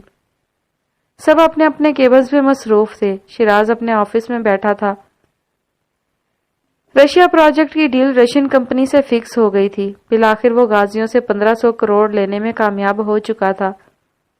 اس کامیابی اور رات پرشما کو اچھی طرح ذلیل کرنے کی خوشی آنکھوں میں چمک رہی تھی۔ اس نے چائے کا کپ ہونٹوں سے لگایا، پھر دفتن اسے کچھ یاد آیا۔ اس نے ہاتھ بڑھا کر موبائل اٹھایا، کسی کا نمبر ملایا اور فون کان سے جوڑتا کرسی پر پیچھے ہوا۔ کیوں فون کیا مجھے؟ دوسری طرف انایا کی خفا خفا سی آواز نے اس کی سماعتوں کو مزید بیدار کیا۔ اتنا غصہ؟ اس نے نچلا لب کچلا۔ صبح صبح اتنا غصہ ٹھیک نہیں ہوتا، دن کی شروعات اچھے سے کرنی چاہیے تاکہ باقی کا دن بہترین گزرے۔ عنایا جو اپنے کمرے میں کتاب لیے بیٹھی تھی شیراز کی بات سن کر مزید سیخ پا ہوئی۔ تمہیں جو بات کرنی ہے کرو، میرے پاس تمہاری بکواس سننے کا وقت نہیں ہے۔ معذرت کے ساتھ، مگر تمہیں ابھی صرف میری ہی بکواس سننی پڑے گی، اس کے علاوہ تم کچھ نہیں کر سکتی۔ وہ استہزائیہ انداز میں ہونٹوں کے اوپری پارٹ سے ہلکا سا چھلکا ہٹاتے ہوئے بولا۔ عنایا نے گہری سانس لی۔ کیا ہوتا اگر وہ یہی لہجہ شروعات سے اختیار کرتی؟ شاید شیراز کو پیش قدمی کی جرت ہی نصیب نہ ہوتی۔ میں آج بہت خوش ہوں، اس لیے سوچا یہ خوشی کسی کے ساتھ سیلیبریٹ کروں۔ لنچ پہ تم نے آنا ہے ریستوران۔ اس نے ریستوران کا نام بتا کر توقف کیا۔ اور تمہیں لگتا ہے میں آ جاؤں گی؟ وہ ہنسی۔ نہیں آؤ گی تو میں آ جاؤں گا غازی مینشن۔ جب میرے پاس غازیوں کی بیٹی کا اتنا سب کچھ ہے تو یقین ہے وہ مجھے واپس تو ہرگز نہیں دھتکاریں گے۔ اس کے الفاظ ذو معنی تھے۔ عنایا کا دل دھڑکا اور ہاتھ سے کتاب گرتے گرتے بچی۔ اس نے پھٹی آنکھوں سے فون کو دیکھا۔ امید کرتا ہوں تم ٹھیک 2 بجے پہنچ جاؤ گی، مجھے انتظار کرنا پسند نہیں۔ اس نے استہزائیہ مسکرا کر فون بند کر دیا۔ وہ جانتا تھا کہ عنایا کے سر پہ بم پھوڑ چکا ہے، اور وہ بم اگر زیادہ تکلیف نہیں دے گا تو اتنی ضرور دے گا کہ وہ ریستوران آ سکے۔ اس نے فون میز پر رکھا اور واپس لیپ ٹاپ کی طرف مڑ گیا۔ وہ مسکرا رہا تھا جبکہ دوسری طرف عنایا کے ہاتھ ہلکے ہلکے کانپ رہے تھے۔ جب تک کسی ہوٹل یا ریستوران میں رامز سے ملنے کی بات ہوتی وہ پرسکون رہتی، اسے کسی کا ڈر نہیں ہوتا تھا، اور نہ ہی دل ایسے کانپتا جیسے ابھی کانپ رہا تھا۔ جانے کیوں جب آج شیراز سے ملنے کی باری تھی اس کے ہاتھ پیر پھول رہے تھے، اور اس کے علاوہ کوئی آپشن نہیں تھا کہ وہ شیراز کی بات مان لے۔ شیراز کے پاس اس کی سب سے بڑی کمزوری تھی۔ اپنے لیے تو شاید اسے فکر نہیں تھی، مگر رامز کو لے کر وہ کسی بھی طرح عبیر اور باقی خاندان والوں پر بھروسہ نہیں کر سکتی تھی۔ اس نے کتاب کے گرد ہاتھ مضبوط کر لیے۔ آج پھر عنایا کو ہر چیز کا لحاظ بھول کر وقت پر ٹھہرنا تھا۔ وہ سیاہ چادر لیے اپنے گھر کے سامنے کھڑی تھی جہاں محلے کے بہت سارے لوگ اس کے ارد گرد جمع تھے۔ پریشما پوری رات دربدر ہوتی رہی۔ بہن کی تکلیف دیکھ کر خود انم اپنے محلے آئی تھی کہ شاید یہاں پیسوں کا کچھ انتظام ہو سکے۔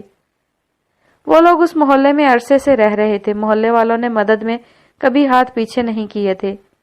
ادے جان کے تعلقات اتنے بہتر تو تھے ہی کہ لوگ ان کی بیٹیوں کی ضرورت میں پھیلے ہاتھ پر کچھ رکھ سکیں۔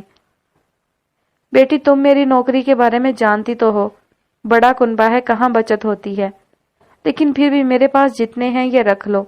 اللہ ادے بہن کا آپریشن کامیاب کرے۔ گل روز انکل جو کسی جگہ چوکیداری کرتے تھے 6 بال بچوں کو پالتے، ہاتھ میں پھر بھی چند ہزار کے نوٹ رکھ دیے۔ انم کو ان سے یہ رقم لینا معیوب لگا مگر وہ اصرار کرتے رہے۔ اس وقت خود انم کو ہر کسی کے سامنے اپنی مجبوری کا رونا اچھا نہیں لگ رہا تھا، اور اگر کوئی پوچھے کہ زندگی میں سب سے زیادہ تکلیف کب ہوئی تھی تو انم وثوق سے کہے گی جب ادے جان کے علاج کے لیے ہاتھ پھیلائے تھے۔ اگر بات اپنوں کی نہ ہوتی تو ہاتھ کبھی نہ پھیلتے۔ تقریباً سبھی محلے والوں نے اپنی اپنی استطاعت کے مطابق انم کے ہاتھ پر پیسے رکھ دیے تھے۔ کسی نے اس کا ہاتھ خالی نہیں چھوڑا تھا۔ وہ سارے پیسوں کو سلامی کے پیسوں کی طرح مٹھی میں دبائے ہسپتال واپس آئی تھی۔ ہسپتال میں اس وقت ICU کے سامنے پریشما، منتشا، سمن اور توصیف تھے۔ نیچے فرش پہ بیٹھی پریشما نے سر دیوار سے ٹیک رکھا تھا جبکہ سمن اسے تسلی دے رہی تھی۔ توصیف اور منتشا فرش پر بیٹھے پیسے گن رہے تھے، ایسے جیسے شادی پر نچھاور شدہ 10-10 کے نوٹ ہوں۔ پریشما 24 گھنٹے سے جاگ رہی تھی۔ اس کی آنکھوں میں شدید درد تھا، سر میں بھی درد کی اٹھتی ٹیسیں ویسے ہی برقرار تھیں۔ انم دھیرے دھیرے چل کر ان تک آئی اور نیچے فرش پہ اکڑوں بیٹھ گئی، پھر چادر کے نیچے سے ہاتھ نکالا اور پیسے سامنے کیے۔ اس کے ہاتھ میں پیسے دیکھ کر پریشما، منتشا، سمن اور توصیف نے چونک کر دیکھا۔ یہ بھی رکھ لو۔ اس نے پیسے ان کی چادر میں ڈال دیے جہاں باقی رکھے پیسے وہ گن رہے تھے۔ پریشما سیدھی ہوئی۔ کہاں سے آئے یہ پیسے؟ ہاں، اس نے اچانک انم کا ہاتھ دبوچ کر غصے سے پوچھا۔ اپنے محلے سے آپی، میں وہاں گئی تھی، وہ بوکھلائے انداز میں جلدی جلدی کہنے لگی۔ پریشما نے بھویں اچکائیں۔ تم نے وہاں سے مدد مانگی؟ وہ حیران تھی۔ آپی، محلہ ہے ہمارا، اتنے سالوں سے ہم وہاں رہ رہے ہیں، ہماری مدد کرنا فرض تھا ان کا، اور دیکھیں سب نے مدد کی، بہت سارے پیسے جمع ہو گئے ہیں۔ وہ نہیں جانتی تھی کہ اس طرح سے صفائی کیوں دے رہی ہے، مگر اس کی بات پہ پرشما نے سر واپس دیوار سے لگا دیا۔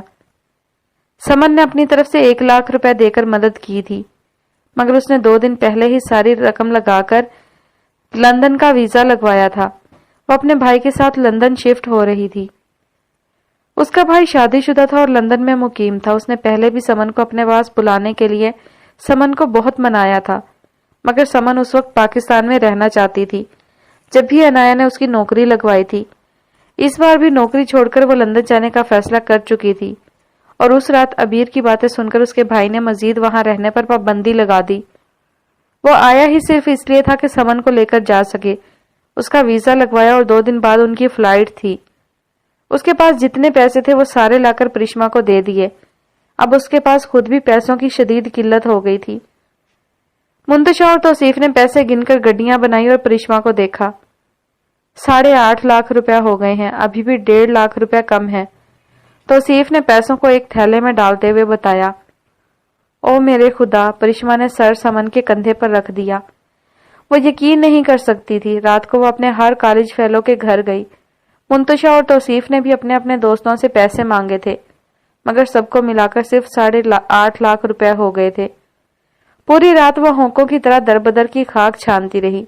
اپنے سر کی شدید تکلیف کے باوجود وہ دروازے دروازے جا کر پیسے اکٹھے کرتی رہی اور ابھی بھی 1.5 روپے کم تھے۔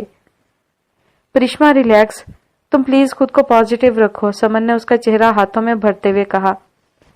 کیسے رکھوں؟ پوری رات میں پاگلوں کی طرح گلیوں کوچوں میں خوار ہوتی رہی ہوں، اور ابھی بھی 1.5 کم ہے۔ یہ لوگ انسان ہیں یا جلاد؟ ان کو میں نظر کیوں نہیں آ رہی؟ میں جھوٹ تھوڑی بول رہی ہوں یار۔ اس نے روتے ہوئے سر دیوار پہ دے مارا۔ پری خود کو سنبھالو، منتشا نے آگے بڑھ کر اسے تھام لیا، مگر وہ روتی رہی اور بہن کو روتا دیکھ کر انم بھی رونے لگی۔ سمن نے اس کے گرد ہاتھ حائل کر لیے۔ کہاں سے آئیں گے یہ پیسے؟ میں کس سے مانگوں؟ پرشما نے ماتھا چھو کر بے ساختہ کہا۔ پری ریلیکس کرو، دیکھو انم بھی رو رہی ہے، تم کیسے کمزور پڑ سکتی ہو؟ اچھے کی امید رکھو، منتشا نے کہا۔ میں کمزور پڑ رہی ہوں میں کمزور۔ اس نے جلدی جلدی آنسو پونچھے، کیونکہ میں سچائی کا سامنا کرنا جانتی ہوں، اور سچائی یہی ہے کہ یہ پیسے دینے والا کوئی نہیں۔ میں اللہ سے اچھے کی امید کر سکتی ہوں، مگر میں اس کے بندوں سے اچھے کی امید کیسے کروں؟ اس کے بندے مجھے نوچ کر کھا رہے ہیں، میں کیسے امید کروں؟ ہاں بتاؤ مجھے، وہ ہچکیوں کے درمیان بولی۔ پری پلیز، سمن نے تڑپ کر کہا۔ کیا پلیز؟ ہاں میں جھوٹ بول رہی ہوں، کیا تم لوگوں کو ان کی شفافیت نظر نہیں آ رہی؟ اس نے آس پاس اشارہ کیا جہاں راہداری سے ڈاکٹر اور نرسیں گزر رہی تھیں۔ لوگ مڑ مڑ کر فرش پہ گرے بیٹھے ان 5 لوگوں کو دیکھ رہے تھے، جن میں 2 لڑکیاں دہاڑے مار مار کر رو رہی تھیں، لیکن لوگوں کی نظریں انہیں خائف نہیں کر رہی تھی، اور نہ ہی انہیں کوئی شرم آ رہی تھی۔ اس میں شرم والی کوئی بات نہیں تھی۔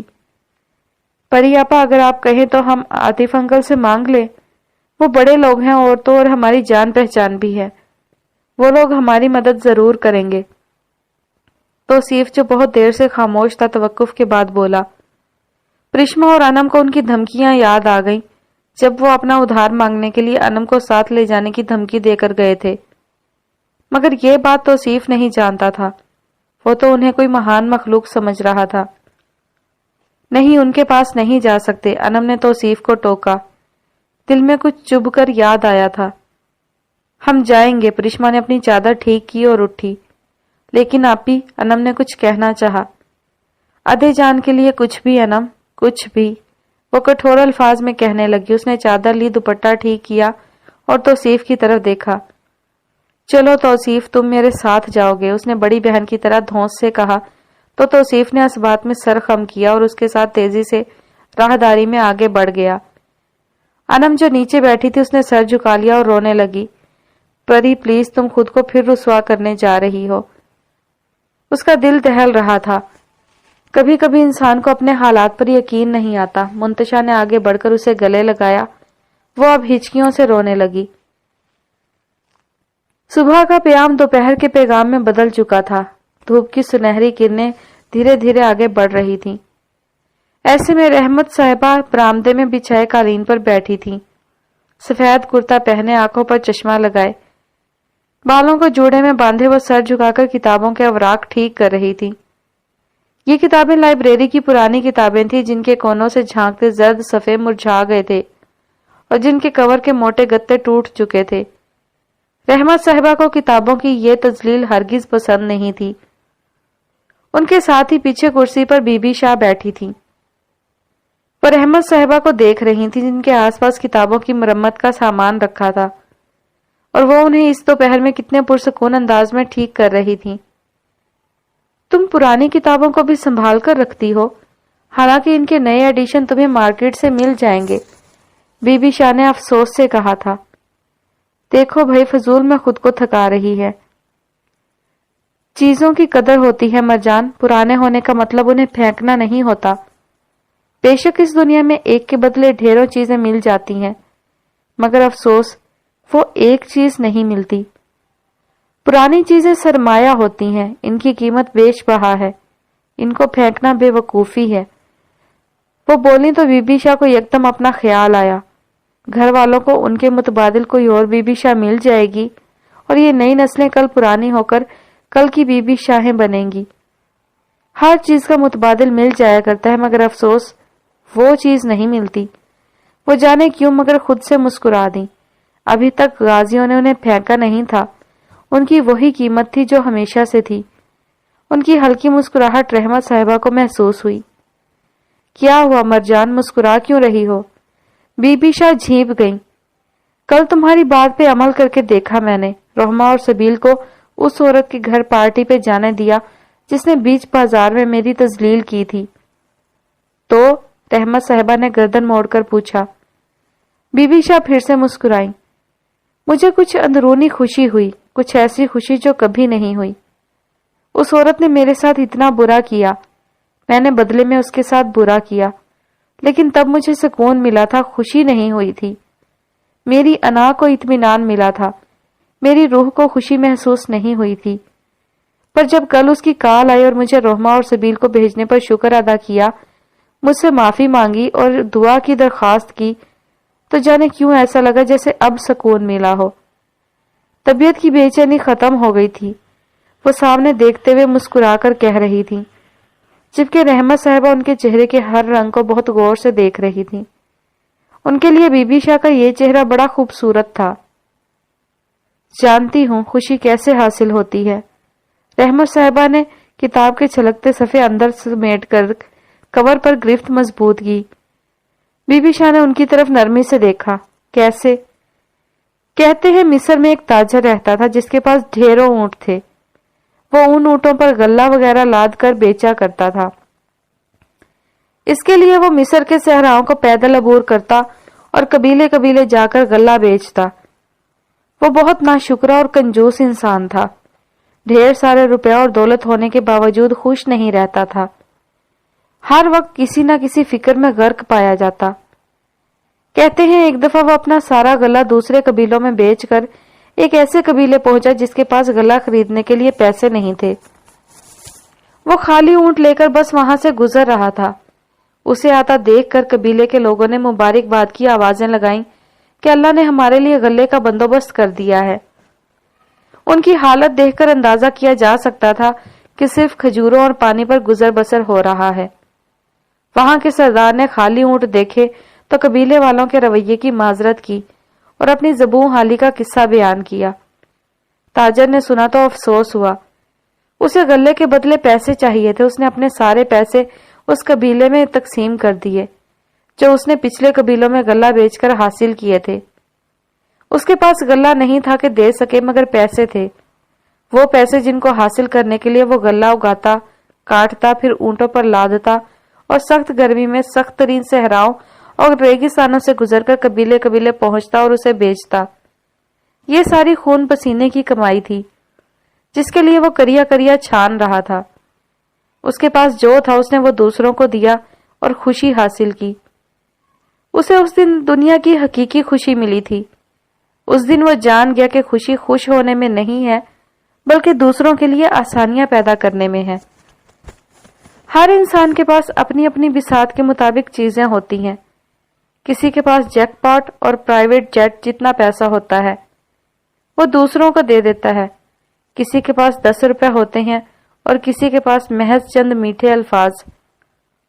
ہر انسان کے پاس جو ہوتا ہے وہ دوسروں کو دیتا ہے، کچھ سوائے تلخ رویے کے اور کچھ نہیں دیتے۔ اگر خوشی چاہیے تو جو تمہارے پاس ہے اسے دوسروں کو بلا وجہ دو، جیسے تمہارے پاس اس وقت رویہ تھا، تم نے اس عورت کو میٹھا رویہ دیا اور خوشی حاصل کی، بالکل اس تاجر کی طرح جس نے ساری رقم قبیلے کو دی اور خوشی حاصل کی۔ وہ سمجھانے کے بعد خاموش ہو گئیں۔ بی بی شاہ نے ان کے ایک ایک لفظ پہ غور کیا، ان کو ایک ایک حرف موتی لگا۔ رحمہ صاحبہ نے کتاب کے اوراق جوڑ دیے، پھر کور کے درمیان میں ڈھیر ساری گلو ڈالی اور کتابوں کے صفحے جو گڈی کی شکل میں تھے ان کو اس گلو پر رکھ دیا، کور کو بند کر کے دبا دیا اور پھر کتاب کو دونوں طرف سے سہارا دے کر عین اس کے اوپر بھاری چیز رکھ دی تاکہ کتاب کے ورق اچھے سے جڑ جائے۔ ضروری نہیں کہ دوسروں کو دینے کے لیے آپ کے پاس ڈھیروں دولت ہو، کبھی کبھی محض چند میٹھے الفاظ بول کر بھی آپ دوسروں کو خوشی دے سکتے ہیں۔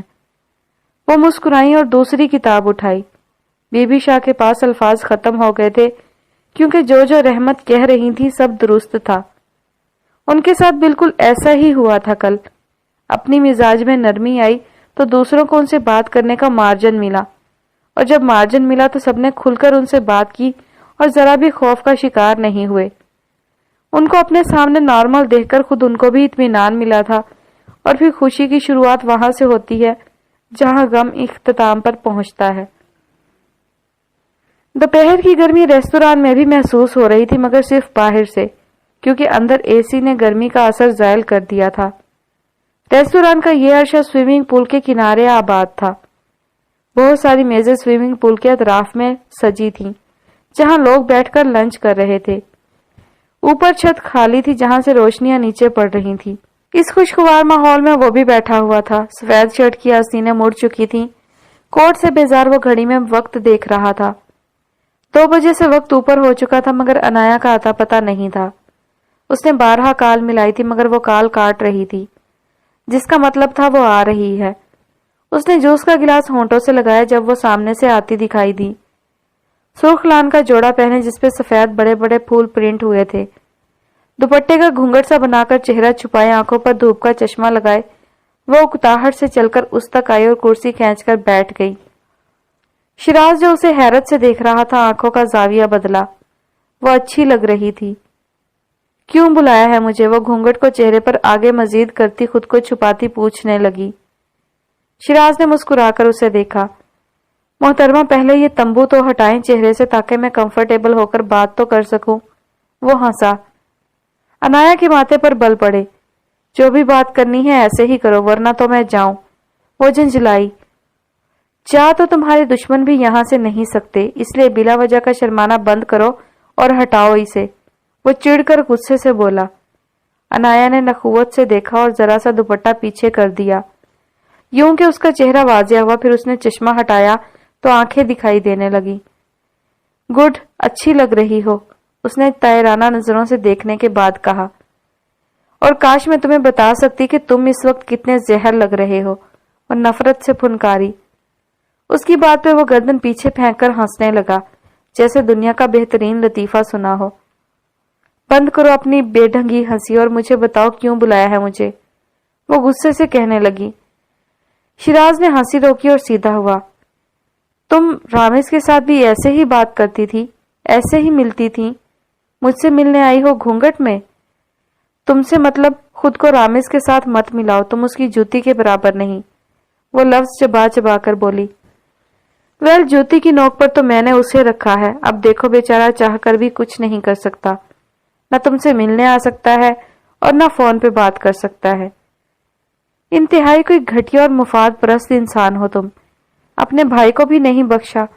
انسان نہیں ہو تم، درندے ہو، وہ بھی تڑک کر بولی۔ شکریہ مادام تعریف کرنے کا، مگر کیا ہے کہ محبت میں شراکت برداشت نہیں مجھے، اور میرا چھوٹا بھائی نہ صرف شریک ہو رہا ہے بلکہ تمہیں پورا حاصل کرنا چاہتا ہے۔ اب خود بتاؤ میں کیسے برداشت کروں یہ سب؟ وہ بھویں اٹھا کر پوچھنے لگا۔ تم جیسا انسان محبت کر ہی نہیں سکتا. محبت کرنے والے انسان اچھے ہوتے ہیں اور تم سفاک اور انتہائی ظالم انسان ہو. وہ پھنکاری. برا ہوں مگر دوسروں کے لیے، تمہارے لیے اچھا ہوں. Trust me. اس نے جوس کا گلاس ہونٹوں سے لگا کر نچلا لب کچلا. Just go to hell. وہ گرجی. شیراز پھر سے ہنسا اور پاس پڑا اس کا موبائل اچانک اچک لیا. عنایا نے ہاتھ بڑھا کر روکنے کی کوشش کی مگر وہ لے چکا تھا. چلو دیکھیں تو موصوف نے کتنی کالز کی ہیں. وہ آنکھ کا کونا دبا کر کہنے لگا. میرا موبائل واپس کرو شیراز. اس نے ہاتھ بڑھا کر جھپٹنا چاہا مگر شیراز مزید پیچھے ہو گیا. اس نے جلدی جلدی موبائل کی کال ہسٹری چیک کی. سامنے رامز کے نمبر سے کالز آئی تھی. عنایا نے اس کا نیا نمبر سیو کر لیا تھا. کالز کی تعداد دیکھ کر شیراز نے بھویں اچکائیں. 263 مسڈ کالز. سیریسلی؟ اس بچے کو وہاں کام کے لیے بھیجا ہے یا کسٹمر سروس میں لگوایا ہے؟ وہ حیران تھا. شیراز میرا موبائل واپس کرو ورنہ مجھ سے برا کوئی نہیں ہوگا. وہ دھمکانے لگی. اچھا یہ لو رکھ لو. کیا یاد رکھو گی؟ کتنے بڑے دل کا آدمی ہوں میں. اس نے موبائل عنایا کو پکڑایا جسے اس نے جھپٹ لیا اور پھر پرس میں ڈال لیا. شیراز اس کی لاڈلی معصومیت پہ مسکرا دیا. وہ لڑکی کسی کی بھی جان لے سکتی تھی. کیا کھاؤ گی؟ شیراز نے مینیو کارڈ اٹھایا. زہر آرڈر کر دو. کس کے لیے؟ اپنے لیے. مگر میں تو زہر کھاتا ہی نہیں. تم بتاؤ تو مہنگا ترین آرڈر کر سکتا ہوں. Never mind. وہ ہنسا. بھاڑ میں جاؤ تم اور بھاڑ میں جائے تمہارا زہر. میں جا رہی ہوں. اس نے نفرت سے کہا اور پھر اپنا بیگ اٹھایا اور کھڑی ہوئی. بیٹھ جاؤ. شیراز سنجیدہ ہوا. آنکھوں میں غصہ لہرایا مگر عنایا نے نہیں سنا. میں نے کہا بیٹھ جاؤ عنایا ورنہ مجھے اپنی برائی دکھانے میں وقت نہیں لگے گا. وہ شعلہ بار آنکھوں سے کہہ رہا تھا. عنایا کچھ دیر تک دھڑکتے دل کے ساتھ دیکھتی رہی پھر کسل مندی سے پہلو بدل کر بیٹھ گئی. اب ہو بھی کیا سکتا تھا. شیراز مسکرایا. Good girl. اب بتاؤ کیا کھاؤ گی؟ اس نے نرمی سے پوچھا. عنایا نے گہری سانس بھری. دوپہر کے سائے اب مزید بڑھ رہے تھے کسی تیز سفر پہ رواں دواں. شام کے سائے شہر خاموشہ میں پھیل چکے تھے. ہر طرف روشنیوں کی پھوار برسنا شروع ہو چکی تھی. توصیف اور پرشما پچھلے 4 گھنٹوں سے عاطف مبین صاحب کے انتظار میں گھڑیاں گن رہے تھے. پرشما لاؤنج میں صوفے پر آگے کو ہو کر الرٹ سی بیٹھی تھی. بکھرے بال بار بار چہرے پر پھسلتے. سر سے دوپٹہ سرک چکا تھا. آنکھوں کے گرد مزید خاردار تار کی باڑ آ چکی تھی جیسے کسی نے آنکھوں کی پتلیوں کے نیچے کانٹے اگا دیے ہوں جو بار بار پلکیں جھپکنے پر چبھنے لگ جائیں. سر کی ٹیسیں ویسی ہی تھیں جیسے کسی نے سلاخ اندر گھسا دی ہو اور پھر وقفے وقفے سے اس سر میں گھما رہا ہو. وہ 2 راتوں سے جاگ رہی تھی. ٹھیک سے کچھ کھایا بھی نہیں تھا اور ٹینشن سے برا حال تھا. توصیف لاؤنج کی کھڑکی کے پاس ٹہل رہا تھا. وہ پرشما سے زیادہ اکتایا ہوا لگ رہا تھا. پچھلے 4 گھنٹوں سے خاموش تھا مگر اس کا ضبط ٹوٹ دینے کو تھا. وہ خود پرشما کو عاطف مبین کے گھر لایا تھا اور عاطف مبین کا کوئی اتا پتہ نہیں تھا. ان کے بچے بڑے تھے اور سبھی کسی نہ کسی کام میں مصروف گھر سے باہر تھے. گھر خالی تھا. ملازمہ نے ان کو لاؤنج میں بٹھایا اور عاطف مبین کو فون کیا جس میں اس نے بتایا کہ وہ کچھ دیر تک آ رہا ہے اور یہ کچھ دیر 4 گھنٹوں میں بدل چکی تھی. آپا یہ شخص صرف اپنی قدر بڑھا رہا ہے اس کے علاوہ کچھ نہیں. توصیف نے برداشت کھو کر بلاخر بیزاری سے کہا. پرشما نے ضبط سے آنکھیں میچ لیں. آنکھوں میں شدید چبھن ہوئی اور دل زور سے دھڑک رہا تھا. توصیف نے اسے دیکھا پھر اس کے پاس آ گیا. آپا میری بات سنیں. ہم کسی اور کے پاس چلے جاتے ہیں. پرشما نے گہری سانس بھری. کہیں نہیں جا سکتے توصیف. یہ رقم انہی سے مل سکتی ہے. اب اگر یہ اپنی قدر بڑھا رہا ہے تو بڑھانے دو. قدر بڑھانے سے اس کے گھٹیا پن میں کمی نہیں آئے گی. وہ نفرت سے بولی. مگر ہم کب تک انتظار کریں گے؟ شام ہو چکی ہے. ہسپتال میں بھی انتظار ہی کرنا ہے نا تو یہاں سے ہی. وہ آہستہ آواز میں بولی. توصیف نے تکلیف سے دیکھا اور پھر نظریں گھما دی. پرشما نے ہاتھوں کی انگلیوں کو باہم پھنسا کر ہاتھ ہونٹوں پر رکھا اور آنکھیں بند کر لیں. کچھ دیر ہی گزری تھی جب اس کی گردن ڈھلکنے لگی. گردن ایک طرف مڑی، ہلکی سی لڑک گئی اور اس کی آنکھ کھل گئی۔ آنکھ لگنے کے باعث وہ جھوم رہی تھی۔ توصیف نے گردن موڑ کر دیکھا، وہ اپنی آنکھیں زور زور سے رگڑ رہی تھی۔ تھکاوٹ نے جسم کو چور چور کر دیا تھا۔ سوجی آنکھوں میں خماری تھی، وہ سونا چاہتی تھی، شاید اسے نیند آ رہی تھی، مگر تبھی ملازمہ نے لاؤنج سے سر اندر کیا۔ صاحب آ چکے ہیں مادام، ادھر ہی آ رہے ہیں وہ۔ ملازمہ نے اطلاع دی تو دونوں نے سکون کا سانس لیا۔ شانے ڈھیلے چھوڑ کر دونوں نے پرسکون سانس اندر انڈیلی تھی۔ کرشما اٹھی اور لاؤنج میں ایک طرف ٹیبل پر پڑے جگ سے گلاس میں پانی ڈالا اور چہرے پر چند چھینٹیں ماری تاکہ حواس بیدار ہو جائیں۔ پھر چہرہ گیلا کرنے کے بعد اس نے پانی پیا، جب تک عاطف مبین کوٹ کے بٹن بند کرتا لاؤنج میں آیا۔ اسے سامنے گیلے چہرے اور سرخ آنکھوں کے ساتھ دیکھ کر ٹھٹکا۔ قدم وہیں تھم گئے، پھر سر جھٹکتا آگے بڑھا۔ معاف کرنا، آج کل کی ٹریفک بہت زیادہ ہے، بندہ پھنس جائے تو بمشکل نکلتا ہے۔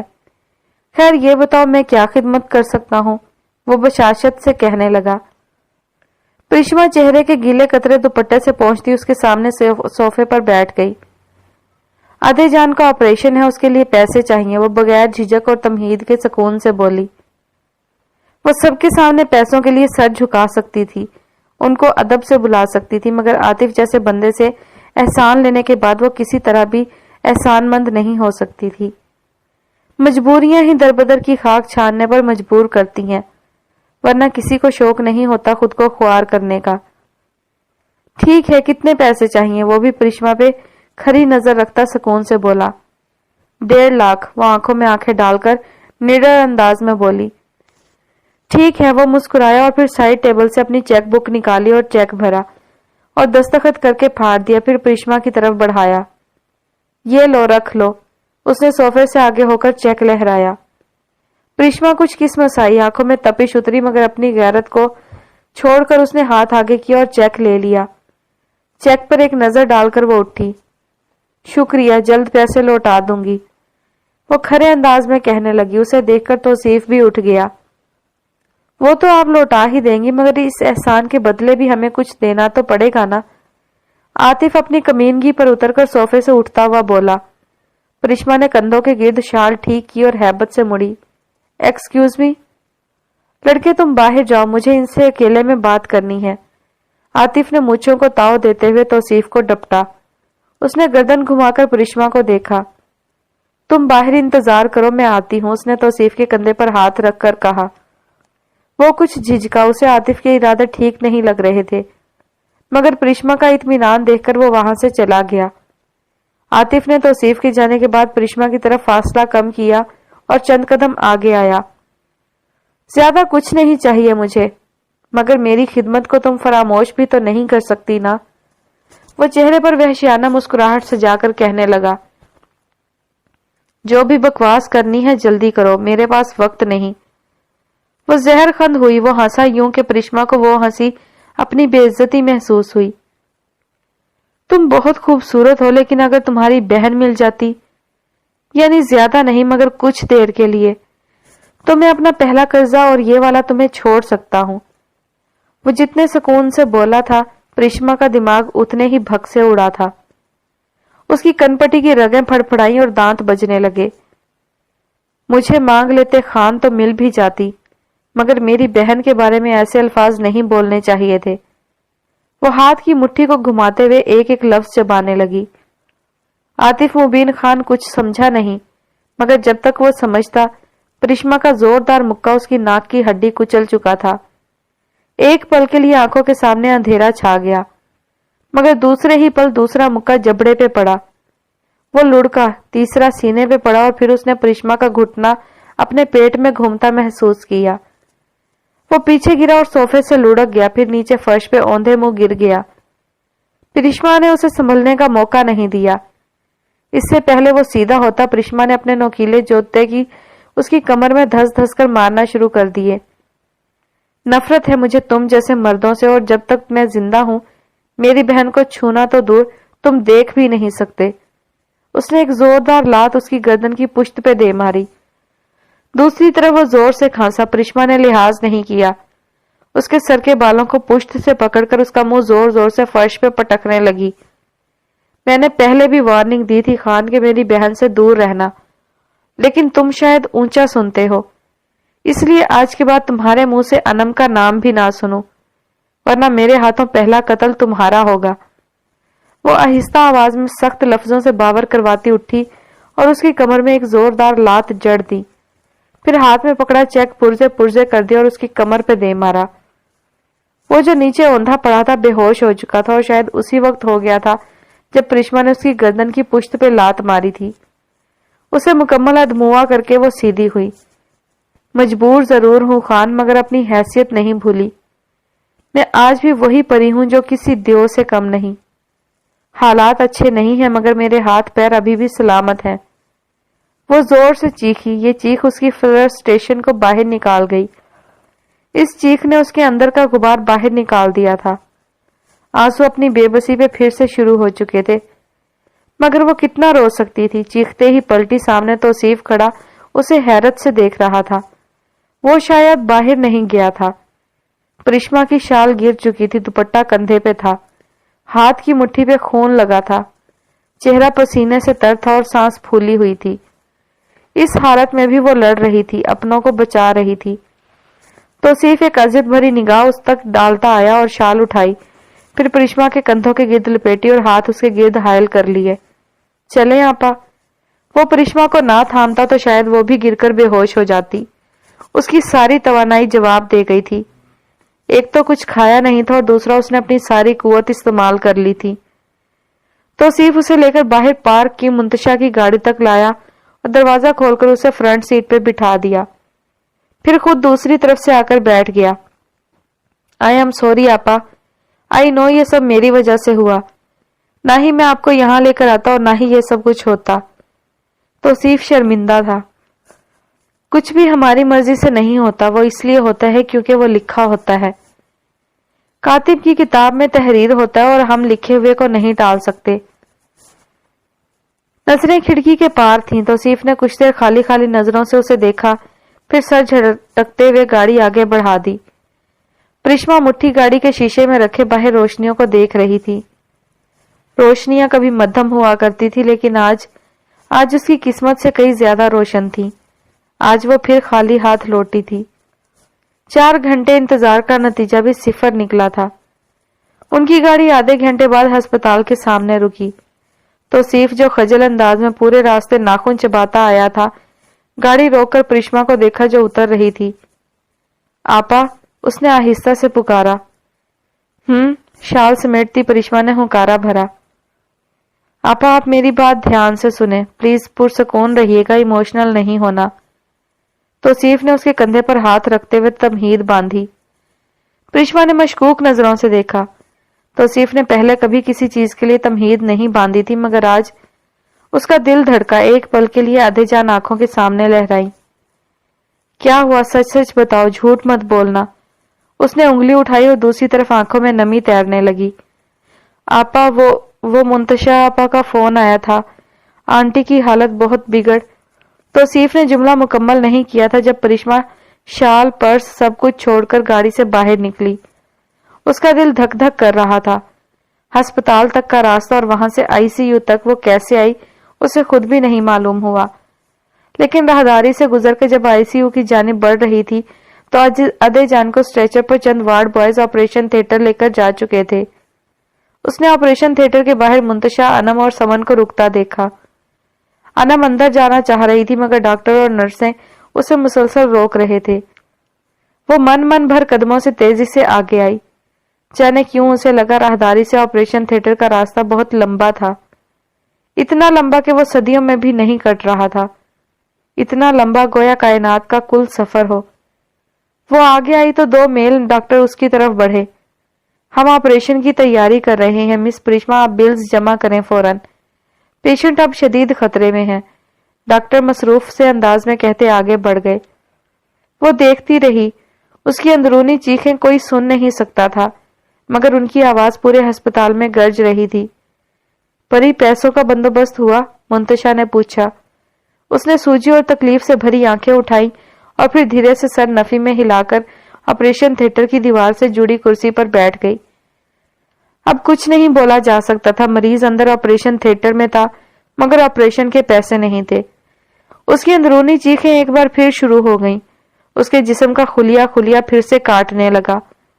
वो खामोश थी, हाथों से कुर्सी को पकड़े, शाने ढीले छोड़े धीरे धीरे हिल रही थी, जैसे तिलावत करते वक्त झूलते हैं। वो रो रही थी। उसके जहन के पर्दे बहुत ज्यादा अंधेरे में चले गए थे। अब हर तरह से उम्मीद खत्म हो चुकी थी। उसने सर झुका दिया, आंसू छलक कर गोद में जज्ब हो गए। उसने मजीद सर झुका दिया, यूं के ठोड़ी सीने से लग गई। वो चेहरा छुपा रही थी। उसे लग रहा था कि शायद हालात उसे देख नहीं सकेंगे। उसने आंखें बंद कर ली। अब अंधेरा था, कुछ नजर नहीं आ रहा था। तारीक सुरंग थी, वो इस घुप अंधेरे में बंद थी। धड़कन साकिन हो चुकी थी, वो होश की दुनिया से जा रही थी। वो भागने लगी, घुप सुरंग में आगे भागने लगी। अंधेरे में अंधेरा मजीद बढ़ने लगा, तकलीफ मजीद बढ़ने लगी। अब एहसास खत्म हो रहे थे, वो महसूस नहीं कर सकती थी। उसके पैरों से सुरंग की जमीन हट रही थी। उसका सर सुरंग की छत से टकरा गया। सर में दर्द की टीसें उठी, गर्दन की पुश्त और फिर वहां से रीढ़ की हड्डी तक पूरे वजूद में करंट दौड़ गया। वो खामोश थी, उसकी सांसें रुक गईं, उम्मीद गुम हो गई। प्रिश्मा, कोई उसे आवाज दे रहा था। आवाज बहुत दूर किसी गहरी खाई से आ रही थी। उसने सुरंग में आसपास देखा, कौन था जो उसे आवाज दे रहा था। परी, दोबारा आवाज आई। उसने सर उठाया और आंखें खोल दी। सामने समन थी, घुटनों के बल बैठी, उसकी टांगों पर हाथ रखे। उसने जाते हवासों के साथ उसे देखा था। परी, अबीर सर तुम्हारी मदद करेंगे, तुम उनके पास जाओ, वो कह रही थी। उसके होंठों की हरकत। अबीर सर, उसे सुरंग के पार कोई रोशनी नजर आई। हाँ, वो अबीर से मदद मांगने जा सकती थी। हाँ, वो उसे कभी ना नहीं कहेगा, वो उसका साथ आंखें बंद करके देगा। हाँ, वही है आखिरी मौजज़ा, आखिरी तलब। वो हल्की सी मुस्कुराई और फिर उसके कदम आगे बढ़ गए। वो खुद ब खुद अबीर के घर की तरफ बढ़ रही थी। वो सिर्फ चल रही थी, कदम खुद ब खुद आगे बढ़ रहे थे। वो अस्पताल से बाहर आई। यहां से दूर अपने कमरे में इशाल के साथ टेरेस पे सितारे गिन रहा था अबीर। स्याह टी शर्ट पे गहरे सब्ज फौजी रंग का कोट पहने, जिसकी टोपी उसकी पुश्त पे थी। इशाल उसके कंधों पर बैठे हाथ बढ़ाकर तारों को छू रही थी। तारे बहुत दूर थे, मगर हाथ बढ़ाकर उंगली उस तारे की सिमत करना और फिर महसूस करना कि उंगली उसे छू रही है। अबीर उसको हर तारे को जिसे वो छू रही थी मुस्कुरा उठता। उसने इशाल को कंधे से हटाया और गोद में उठाया, फिर उसके पेट में सर देकर उसे गुदगुदाने लगा। वो झूमकर पीछे होती और गर्दन पीछे फेंककर हंसती।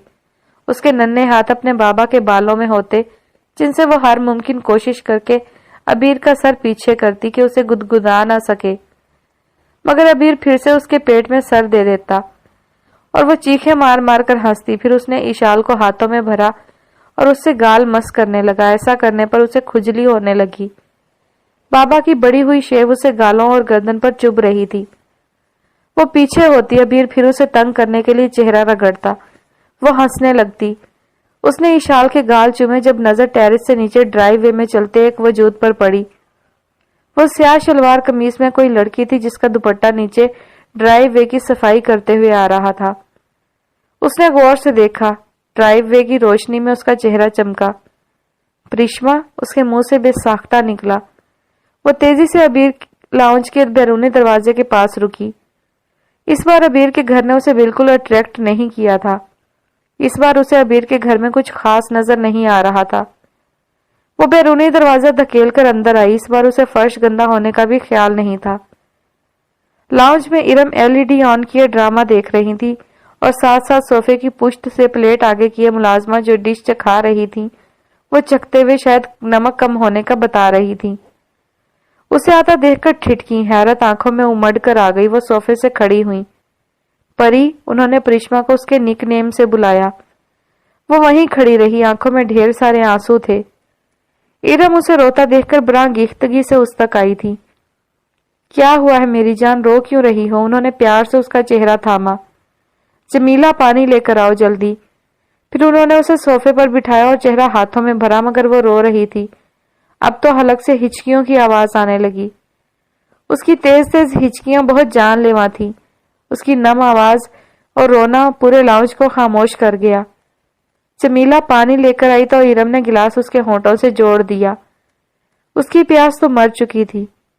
پرشما، یہ ابیر کی آواز تھی جو لاؤنج میں مسیحا کی طرح سنائی دی تھی۔ وہ چونک کر پلٹی، پھر ہیبت سے کھڑی ہوئی۔ ابیر سامنے ہی تھا اور اسے حیرت سے دیکھ رہا تھا۔ اس نے دیکھا بکھرے بال جو چہرے پر بار بار آ رہے تھے، سفید سی رنگت، سوجی ہوئی آنکھیں۔ وہ لڑکی پہلی بار اس کے سامنے رو رہی تھی اور بے تحاشا رو رہی تھی۔ پرشما کی آنکھوں کو سکون ملا تھا۔ تم یہاں اس وقت خیریت؟ وہ پوچھنے لگا۔ پری آپا، یس، اشال نے تالی بجا کر چہکتے ہوئے کہا تھا، مگر پری آپا اس وقت چہکنے کی حالت میں نہیں تھی۔ سر، مجھے آپ کی مدد کی ضرورت ہے۔ حلق سے آواز نہیں نکل رہی تھی۔ کیا ہوا ہے؟ سب ٹھیک ہے؟ وہ فاصلہ کم کرتا ہوا آگے آیا اور اس سے چند قدم دور رکا۔ امی کی حالت ٹھیک نہیں ہے سر، اور ہسپتال والے آپریشن کے لیے بہت پیسے مانگ رہے ہیں۔ مجھے کچھ پیسوں کی ضرورت ہے۔ امی آپریشن تھیٹر میں ہے اور جب تک پیسے جمع نہیں ہوں گے وہ لوگ آپریشن نہیں کریں گے۔ وہ ہچکیوں کے درمیان ٹوٹے پھوٹے لفظوں سے مشکل سے بولی۔ دوسری طرف ابیر کو دھچکا لگا۔ ادے جان کی حالت وہ دیکھ چکا تھا۔ اس وقت یہ سوجی گلابی آنکھیں جھوٹ نہیں بول رہی تھی۔ اس نے ارم کو دیکھا۔ پرشما ماں بیٹے کو دیکھنے لگی جو عجیب تاثرات کا تبادلہ کر رہے تھے۔ وہ زچ ہو گئی، پھر ابیر کی طرف آئی۔ ایک قدم کے فاصلے پر رک کر اس نے ہاتھ جوڑے۔ یقین کریں سر، میں جھوٹ نہیں بول رہی، بہت امیدیں لے کر آئی ہوں، پلیز سر۔ اور ابیر اس کے جڑے ہاتھ کیسے دیکھ سکتا تھا؟ وہ مجرموں کی طرح سر جھکائے ہاتھ جوڑے کھڑی تھی۔ وہ کیسے دیکھ سکتا تھا؟ اس نے اشال کو نیچے اتارا، اسے فرش پہ کھڑا کیا، پھر آخری قدم کا فاصلہ بھی عبور کر کے پرشما کے سر پہ ہاتھ رکھا۔ وہ جو سر جھکائے کھڑی تھی، سر اٹھایا۔ ابیر بہت قریب تھا۔ کس ہسپتال میں ہے؟ اس نے ہاتھ پیچھے کیا۔ پرشما کے ہاتھ گر گئے۔ اس نے ہسپتال کا نام بتایا۔ چلو، اس نے پرشما کو بھووں سے اشارہ کیا۔ ابیر، میں بھی آتی ہوں، ارم نے کہا۔ نہیں امی، اشال گھر پر اکیلی ہے، آپ یہاں رہیں، میں آپ کو بتاتا رہوں گا، اس نے سکون سے کہا اور پھر پرشما کو لے کر باہر آ گیا۔ اور اسے لگا تھا وہ پیسے دے کر بھیج دے گا، مگر وہ اسے لے کر جا رہا تھا۔ وہ خود اس کے ساتھ ہسپتال جا رہا تھا۔ وہ مسکرا دی۔ گالوں میں درد سا ہوا۔ ابیر نے اپنی گاڑی کا فرنٹ ڈور کھولا۔ وہ سر جھکائے اندر بیٹھ گئی۔ اس کا دوپٹہ جو نیچے لٹک رہا تھا ابیر نے اٹھایا اور اسے پکڑا دیا۔ ابیر ڈرائیونگ سیٹ پر بیٹھا، سیٹ بیلٹ چڑھائی۔ تبھی اسے خیال آیا کہ پرشما نے سیٹ بیلٹ نہیں چڑھائی تھی۔ اس نے پرشما سے کہا، سیٹ بیلٹ، اور انگلی سے اشارہ بھی کیا۔ وہ جو شیشے سے باہر دیکھ رہی تھی خجل ہوئی اور اپنی سیٹ بیلٹ چڑھائی۔ ابیر نے گاڑی سٹارٹ کی اور گیٹ کی طرف بڑھائی۔ روشنیوں کے درمیان سیاہ کشادہ سڑکوں پر چل رہی تھی گاڑی۔ پرشما شیشے میں کوہنی رکھے مٹھی گال تلے ٹکائے مین مرر سے باہر دیکھ رہی تھی اور وقفے وقفے سے اپنے آنسو پونچھتی۔ پہلے رونا اپنی بے بسی پہ آ رہا تھا، اب رونا اچانک مسیحا ملنے پر آ رہا تھا۔ اور پھر جب ساری امیدیں ہار جائیں تو آخری امید کے بعد معجزے ہوتے ہیں، اور ابیر اس کے لیے کسی معجزے سے کم نہیں تھا۔ یہ لو، ابیر نے ڈیش بورڈ سے ٹیشو اٹھا کر اس کی طرف بڑھایا۔ اس نے چونک کر دیکھا، پھر ذرا کسمسا کر لے لیا اور اپنے آنسو پونچھنے لگی۔ وہ بہت پرسکون انداز میں گاڑی چلا رہا تھا۔ پرشما اس سے پہلے بھی اس کے ساتھ گاڑی میں بیٹھ چکی تھی۔ وہ گاڑی کو ہمیشہ سیٹ سے پشت جوڑے نہایت اطمینان سے چلاتا تھا۔ ہسپتال کی پارکنگ میں گاڑی رکی تو پرشما سیٹ بیلٹ کھول کر باہر نکلی، جبکہ ابیر نے گاڑی لائن میں پارک کی اور پھر آستینے پیچھے کرتا اس تک آیا۔ چلیں، وہ آہستہ سے بولا۔ پرشما چوکی اور ہوں کہتی ہوئی اس کے ساتھ اندر کی طرف چل دی۔ وہ کوٹ کی جیبوں میں ہاتھ ڈالے اس کے پیچھے ہسپتال میں داخل ہوا۔ اس کے آتے ہی ہسپتال میں ٹہلتے بہت سارے لوگوں نے مڑ کر دیکھا۔ ابیر غازی کافی لوگوں کے منہ سے بیک وقت نکلا۔ ابیر تاثرات سخت کیے ریسیپشن کی طرف بڑھا جہاں پرشما کھڑی تھی۔ مجھے وارڈ، اس سے پہلے وہ ادے جان کی فائل کا کہتی جہاں رقم لکھی تھی اور جس کو دیکھ کر پیسے جمع کرنے تھے۔ ابیر آگے آیا اور کاؤنٹر پہ ہاتھ زور سے مارا، یوں کہ آواز وہاں کے پورے عرصے میں گونجی۔ خود پرشما بھی کرنٹ کھا کر چونکی۔ کہاں ہے ڈاکٹر بشارت، عاصم، جاسیہ، ہنا، کہاں ہیں سب؟ وہ کاؤنٹر پر کھڑا ہو کر زور سے چیخا۔ پہلے ہی خاموشی چھائی تھی، اس کی آواز کسی سپیکر سے برآمد ہوتی محسوس ہوئی۔ کاؤنٹر کے پیچھے لڑکیاں سہم کر پیچھے ہوئیں، اور جو چھوٹے ڈاکٹرز اور نرسیں گزر رہی تھیں ہیبت سے وہیں فریز ہو گئیں۔ وہ ابیر غازی کی گونج تھی جو عرشے میں گونجی تھی۔ وہ کاؤنٹر کی طرف مڑا۔ کال دیم اور کہو ابیر غازی آیا ہے، اس نے چبا چبا کر کہا، اور جن لوگوں کو شک تھا کہ وہ ابیر ہے، اس کے منہ سے نام سن کر اب یقین ہو گیا تھا کہ وہ ابیر غازی ہی ہے۔ کاؤنٹر کے پیچھے موجود لڑکیوں نے فوراً لائن 4 ڈاکٹروں سے جوڑ دی اور بہت ہکلائے انداز میں ابیر کے بارے میں بتانے لگی۔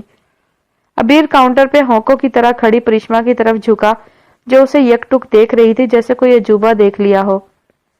کس چیز کا آپریشن ہے اور کتنے پیسے مانگ رہے ہیں؟ وہ دھیرے سے پوچھ رہا تھا۔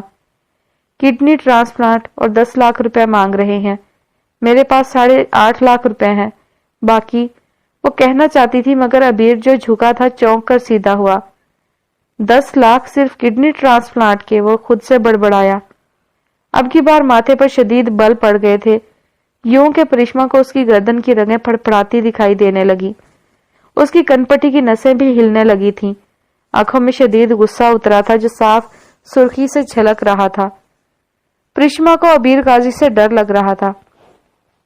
کون کر رہا ہے علاج؟ اس نے پوچھا، مگر اس سے پہلے پرشما کچھ کہتی 4 ڈاکٹر کسی چھلاوے کی طرح حاضر ہوئے تھے، اور 4 کی ابیر کو دیکھ کر جان نکلتی محسوس ہوئی تھی۔ غازیوں کی دی ہوئی ڈونیشن کم ہو گئی ہے کیا بشارت صاحب، جو آپ نے عوام کو لوٹنا شروع کر دیا، یا پھر اپنی تنخواہ کے ساتھ یہ پیسے اوپر سے لگانا لازمی ہے؟ وہ ہاتھ سینے پر باندھتا ان 4 کے سامنے کھڑا ہوا۔ ہنا کی ٹانگیں کانپنے لگی، ایک طرف شراز تھا اور دوسری طرف ابیر غازی۔ اسے اپنی جان جاتی محسوس ہوئی۔ 4 ڈاکٹر بغلیں جھانکنے لگے۔ ہنا اور جاسیہ نے سر جھکا لیا اور ہونٹ کچلنے لگی۔ کروڑوں ملتے ہیں اس ہسپتال کو، اور آپ لوگ بجائے مریض کا علاج کرنے کے اس کے اہل خانہ کو پیسوں کی رسیدیں پکڑا رہے ہیں۔ ڈاکٹری انسانیت کے لیے کی تھی یا اپنی قابلیت کی تجارت کرنے کے لیے؟ ایک کڈنی ٹرانسپلانٹ کے 10 لاکھ روپے آپ لوگوں نے مانگے؟ کیا سونے کا گردہ لگانا ہے مریض کو، یا لندن سے کسی نئی کوالٹی کا گردہ آرڈر کیا ہے؟ اس کی بات میں سنجیدگی تھی مگر تاثرات اس سے بھی زیادہ زیچ تھے۔ ڈاکٹروں کے منہ کو تالے لگ چکے تھے۔ وہ سب سینئر ڈاکٹرز تھے سوائے ہنا کے جو 49 کی تھی، باقی سب کی عمریں 55 سے زیادہ تھیں۔ اتنے بڑے تجربے اور اتنی کم انسانیت!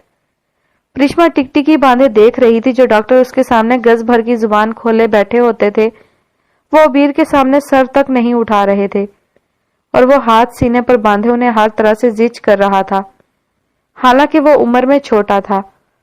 اس نے گردن پرشما کی طرف جھکائی۔ کون سا ڈاکٹر تمہاری امی کا علاج کر رہا ہے؟ اس نے پوچھا، اور ہنا کی ریڑھ کی ہڈی میں سنسناہٹ دوڑ گئی۔ ایک پل کے لیے سامنے کا منظر اندھیر لگا۔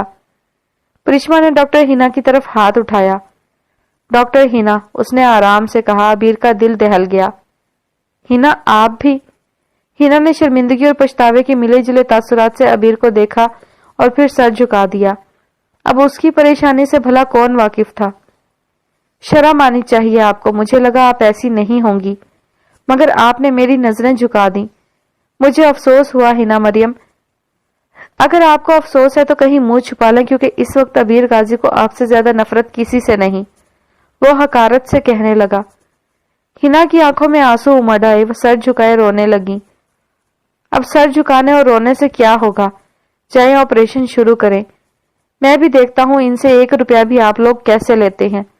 وہ غصے سے گرجا، اس کی آنکھوں میں واضح للکار تھی۔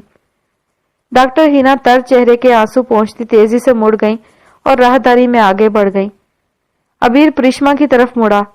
چلو پرشما، آپریشن تھیٹر کے پاس۔ اس نے سر کو جنبش دی۔ پرشما خالی نظروں سے دیکھ رہی تھی، پھر اس نے اس بات میں سر خم کیا اور ابیر کے ساتھ آگے بڑھ گئی۔ شکر ہے پرشما تم ابیر کو لے آئیں، اب مجھے سکون ہے، اس لیے نہیں کہ ان سب میں میرا قصور نہیں ہے، بلکہ اس لیے کہ آج اس نے خود ابیر کی دہشت دیکھ لی ہوگی، اور نہیں دیکھی تو مجھے یقین ہے جلد یا بدیر وہ اپنی حیثیت پہچان لے گا۔ اب میرے دل میں کوئی شکوہ نہیں، کوئی پچھتاوا نہیں، کیونکہ تم ایک بہادر لڑکی ہو اور مجھے تمہاری بہادری پہ 100% ناز ہے۔ اب میں ادے کو بچاؤں گی۔ ان کی جان کو بچانے کے لیے شیراز کا جو ڈر تھا اب نہیں ہے۔ اب مجھے ڈر نہیں لگ رہا۔ اب اگر شیراز نے مجھے کچھ کر دیا تو یقین ہے تمہاری امی کو بچانے کے لیے بہت سارے ڈاکٹر دستیاب ہوں گے۔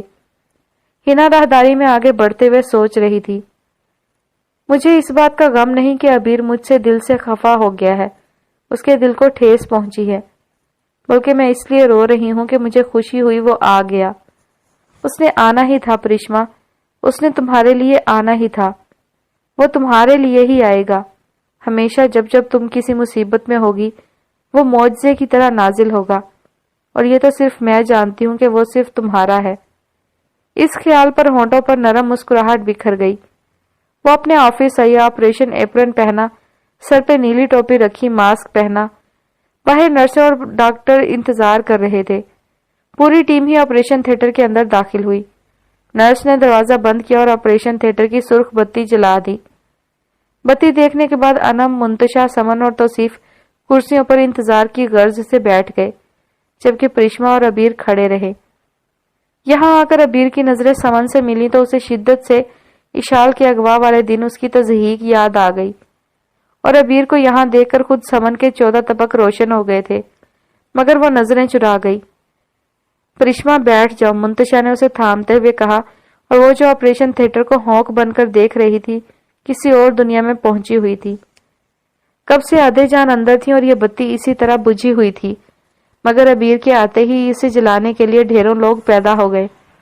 اس نے منتشا کا ہاتھ اپنے کندھے پر سے ہٹایا اور مسکرا دی۔ مجھے کپڑے بدلنے ہیں، نماز پڑھنی ہے، ادے جان کے لیے دعا کرنی ہے۔ وہ آہستہ سے بولی، پھر اپنے بال سمیٹتی ایک طرف راہداری میں آگے بڑھ گئی۔ عبیر جانتا تھا وہ نماز اور نفل پڑھنے گئی ہوگی۔ وہ وہیں ہاتھ سینے پر لپیٹے دیوار سے پشت جوڑے کھڑا رہا۔ توصیف اس کے ساتھ نیچے بیٹھا ہوا تھا، جبکہ منتشا، انم اور سمن سامنے دیوار سے جڑی کرسیوں پر بیٹھی تھی۔ وہ وقفے وقفے سے سمن کو دیکھ رہا تھا جو نظریں چرا رہی تھی۔ اس کا دل دہل کر رہ گیا۔ اپنی غلطی کے لیے وہ شرمندہ تھا اور معافی بھی مانگنا چاہتا تھا، مگر کیسے؟ اس نے گہری سانس لی۔ سمن اپنے دوپٹے کو گلے کے گرد ٹھیک کرتی واش روم میں واش بیسن پر جھکی تھی۔ اس کی آنکھوں میں شدید الجھن تھی۔ پورا دماغ بے یقینی کے گرد گھوم رہا تھا۔ عبیر پرشما کی مدد کے لیے آ گیا تھا اور یہ بات اس کے لیے حیران کن تھی۔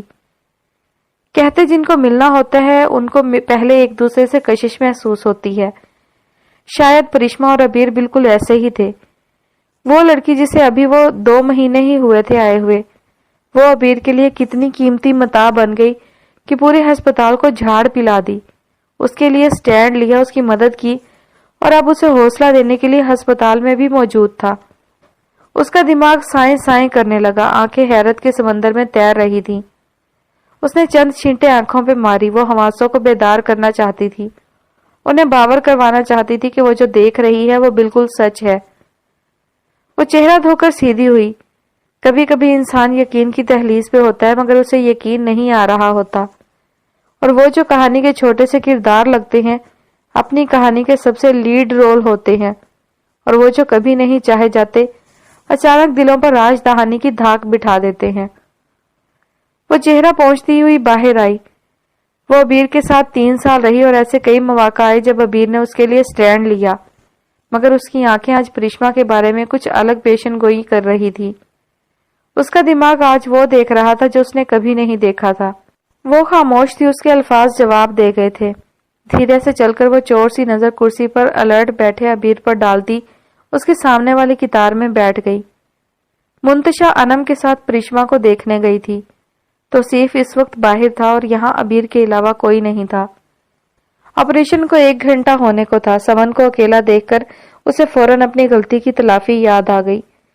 وہ کچھ جھجکتا ہوا کھڑا ہوا، گہری سانس لی، پھر قدم قدم چل کر اس تک آیا اور اس کے درمیان ایک کرسی چھوڑ کر بیٹھ گیا۔ کونیاں رانوں پر رکھی اور ہاتھ باہم ملا کر گردن ترچھی کی۔ سمن سامنے دیکھ رہی تھی۔ آئی نو اس دن میں تمہارے ساتھ بدتمیزی کر گیا تھا۔ آئی نو مجھے ایسا نہیں کرنا چاہیے تھا، میری غلطی تھی اور کافی زیادہ تھی۔ میں صفائی نہیں دوں گا کہ میں نے ایسا کیوں کیا، مگر صرف اتنا کہوں گا، اس وقت تم سے تمہارا باس نہیں، اشال کا باپ بات کر رہا تھا۔ اس وقت میں ایک باپ تھا، وہ دھیرے سے بول کر خاموش ہوا۔ جانتی ہوں عبیر سر، وہ سیدھ میں دیکھ رہی تھی۔ سمجھ سکتی ہوں، اپنوں کے لیے انسان کسی بھی حد تک جا سکتا ہے، کسی کے آگے بھی جھک سکتا ہے، اپنے دشمن کے سامنے بھی۔ وہ پلکیں نہیں جھپک رہی تھی۔ عبیر نے اس کی بات پہ سر خم کیا۔ خون کے رشتوں میں بہت کشش ہوتی ہے، انسان نہ چاہتے ہوئے بھی خود سے ڈھیر سارے رشتوں کو جوڑ بیٹھتا ہے، اور پھر انہی رشتوں کو بچانے کی ذمہ داری بھی اس کے سر آ پڑتی ہے۔ وہ ہلکا سا مسکرایا۔ خون کے رشتے؟ شاید ٹھیک کہتے ہیں، یہ خون کے رشتوں کی کشش ہی تو ہے، ورنہ کون دربدر ہو، اور وہ بھی غیر کے لیے۔ اس نے پرشما کا نقشہ کھینچا۔ تم لندن جا رہی ہو؟ وہ پہلی بار سمن سے کھل کر بات کر رہا تھا۔ اس سے پہلے ان دونوں کے درمیان کوئی بے تکلفی نہیں آئی تھی۔ اس نے سر اس بات میں ہلایا۔ جی، میرے خون کے رشتے وہاں ہیں، اور خون کے رشتے زندگی کے موڑوں پر ملتے رہتے ہیں۔ اس نے سانس لی اور پھر گہری سانس نکالی اور عبیر کو دیکھا۔ آپ نے پرشما کی مدد کے لیے اتنا سب کچھ کیا، اس کے لیے شکریہ سر۔ مجھ سے اس کی حالت دیکھی نہیں جا رہی تھی۔ مجھے بھی یقین نہیں آیا وہ پرشما تھی۔ ایک پل کے لیے دماغ گھوم گیا تھا۔ وہ ہنسا۔ کافی مضبوط لڑکی ہے، اس نے واقعی تعریف کی۔ سمن مسکرائی۔ عبیر کچھ دیر تک خاموش رہا۔ سمن سے اس نے معافی نہیں مانگی تھی، معافی تو پری سے بھی نہیں مانگی تھی، معافی تو وہ کم مانگا کرتا تھا۔ سمن کو اس کی عادت معلوم تھی، وہ غلطی مان جاتا تھا مگر اس کی معافی نہیں مانگتا تھا، صرف اپنی پوزیشن کلیئر کر دیتا تھا۔ اس لیے اس نے زیادہ مائنڈ نہیں کیا۔ البتہ اس دن جب عبیر نے اسے کوہنی سے پکڑ کر جھنجھوڑا تھا، اس دن وہ سمجھ گئی تھی وہ باس نہیں، باپ بن کر بات کر رہا ہے۔ وہ سر جھٹک کر مسکرائی۔ آخر بلایا بھی تو اس نے تھا، پھر کیا فرق پڑتا ہے؟ پرشما لینے گئی تھی، اور یہاں سے چند قدم دور وہ انم اور منتشا آپریشن تھیٹر کی طرف آئیں۔ عبیر نے آنکھیں اٹھا کر دیکھا۔ وہ ہلکی سفید شلوار قمیض پہنے، سفید دوپٹہ چہرے کے گرد لپیٹے، نور کے اس حالے میں کتنی خوبصورت لگ رہی تھی۔ عبیر نے نظریں نیچے کر لیں۔ دل میں ارم کی بات جاگ گئی۔ اس سے اچھی لڑکی نہیں مل سکتی، اچھی بیوی، بہتر ماں۔ اس نے دل کو 3-4 گالیوں سے نوازا۔ یہ موقع اور یہ گستاخی، شٹ اپ۔ پرشما کے ہاتھ میں تسبیح تھی جس کے دانے وہ آہستہ آہستہ گرا رہی تھی۔ اس کی آنکھیں ویسے ہی سرخ تھیں۔ عدے جان کا آپریشن چل رہا تھا جب آپریشن تھیٹر سے 2 نرسیں باہر آئیں اور تقریباً بھاگتے ہوئے راہداری میں آگے بڑھ گئیں۔ ان کے ہاتھ میں کچھ ٹرپس تھیں جو خالی تھیں، کچھ اوزار بھی تھے۔ پرشما اور باقی کرنٹ کھا کر چونکے۔ اس کے بعد ہنا اپنے دستانوں سے خون صاف کرتی تیزی سے باہر آئیں۔ اب کی بار پرشما ان کی طرف بڑھی۔ کیسی ہیں عدے جان، سب ٹھیک ہے؟ فی الحال میں کچھ نہیں کہہ سکتی، حالت بہت خراب ہے۔ تم دعا کرو، ہم ڈاکٹر زبیر کو بلا رہے ہیں۔ مجھ سے سچویشن ہینڈل نہیں ہو رہی، وہ ماسک ہٹائے بغیر درستی سے بولی، اور پرشما کے پیروں سے کسی نے زمین کھینچ لی تھی۔ ہنا آگے بڑھ گئی جبکہ وہ ادھر ہی کھڑی رہی۔ ہاتھ برداشت سے پہلو میں آ گرے اور آنکھیں غشی سے چکرائی ہوئی لگنے لگیں۔ سمن نے اسے تھام لیا۔ پری خود کو سنبھالو پلیز۔ وہ گر جانے کو تھی جب منتشا اور سمن نے اسے کرسی پہ بٹھا دیا۔ وہ رونے لگی، تسبیح پکڑے چہرہ ڈھکا اور زاروں قطار رونے لگی۔ عبیر اس سے دور کھڑا تھا، توصیف بھی آ چکا تھا۔ انم بھی رونے لگی۔ یہ لو کچھ کھا لو۔ عبیر نے ہاتھ میں پکڑا سینڈوچ اور جوس کی بوتل اس کی طرف بڑھائی، اور وہ جو 2 گھنٹے سے مسلسل رو رہی تھی سر اٹھا کر عبیر کو دیکھا جو دوسری کرسی پر اس کے ساتھ بیٹھ گیا تھا۔ ایسا ہی سینڈوچ اور جوس اس نے انم کو بھی پکڑا دیا تھا۔ وہ جان چکا تھا کہ پرشما کا سر کیوں چکرا رہا ہے۔ اس نے کچھ کھایا نہیں تھا اور مسلسل رولنے کے بعد اب جسم کی آخری طاقت یہ چند سانسیں ہی بچی تھیں جنہیں وہ آہستہ آہستہ لے رہی تھی۔ میرا دل نہیں ہے، اس نے منہ موڑ لیا۔ دل اچاٹ ہو چکا تھا اور مردا خود کو تالا لگا چکا تھا۔ اس کا دوپٹہ سر سے اتر چکا تھا اور اب کندھوں پر پھیلا تھا۔ بال بھی اب ڈھیلے جوڑے میں بندھے بکھرے ہوئے نہیں تھے۔ عبیر نے فکر سے دیکھا۔ دیکھو کچھ کھاؤ گی نہیں تو ان حالات سے کیسے گزرو گی؟ گاڑی بھی تبھی چلتی ہے جب اس میں فیول ہوتا ہے۔ تم کیوں خود کو مجبور کر رہی ہو کہ کوئی تمہیں دھکا لگائے؟ وہ محظوظ انداز میں کہنے لگا، ماحول کی ناگواریت دور ہو جائے۔ وہ نہیں مسکرائی، بس دوسری طرف دیکھتی رہی۔ کھانے سے دشمنی ہے کیا مس احمد؟ وہ کچھ دیر بعد نرمی سے کہنے لگا تھا۔ اس نے چہرہ موڑا۔ مس احمد؟ مس احمد، پرشما احمد انصاری۔ اب تو مسز ہو نہیں تو یہی کہوں گا نا۔ اس نے ہنسانے کے لیے نچلا لب کچلا۔ میرا نام پرشما ہے، آپ اسی نام سے بلائیں، اور اگر زیادہ زبان دکھتی ہے تو بلائیں ہی نہ۔ وہ منہ بسور کر کہنے لگی، ٹھیک ہے، آج سے پرشما ہی بلاؤں گا مس احمد۔ اب یہ کھاؤ، انرجی بنی رہے گی۔ اس نے سینڈوچ آگے کیے۔ اس نے پہلے گھور کر دیکھا، پھر آہستہ سے لے لیا، پھر کھول کر سینڈوچ نکالا اور ایک نوالا توڑا۔ اتنا کڑوا نوالا! اگر ادے جان بناتی تو۔ ایک بار پھر ادے جان آنکھوں کے سامنے لہرائیں۔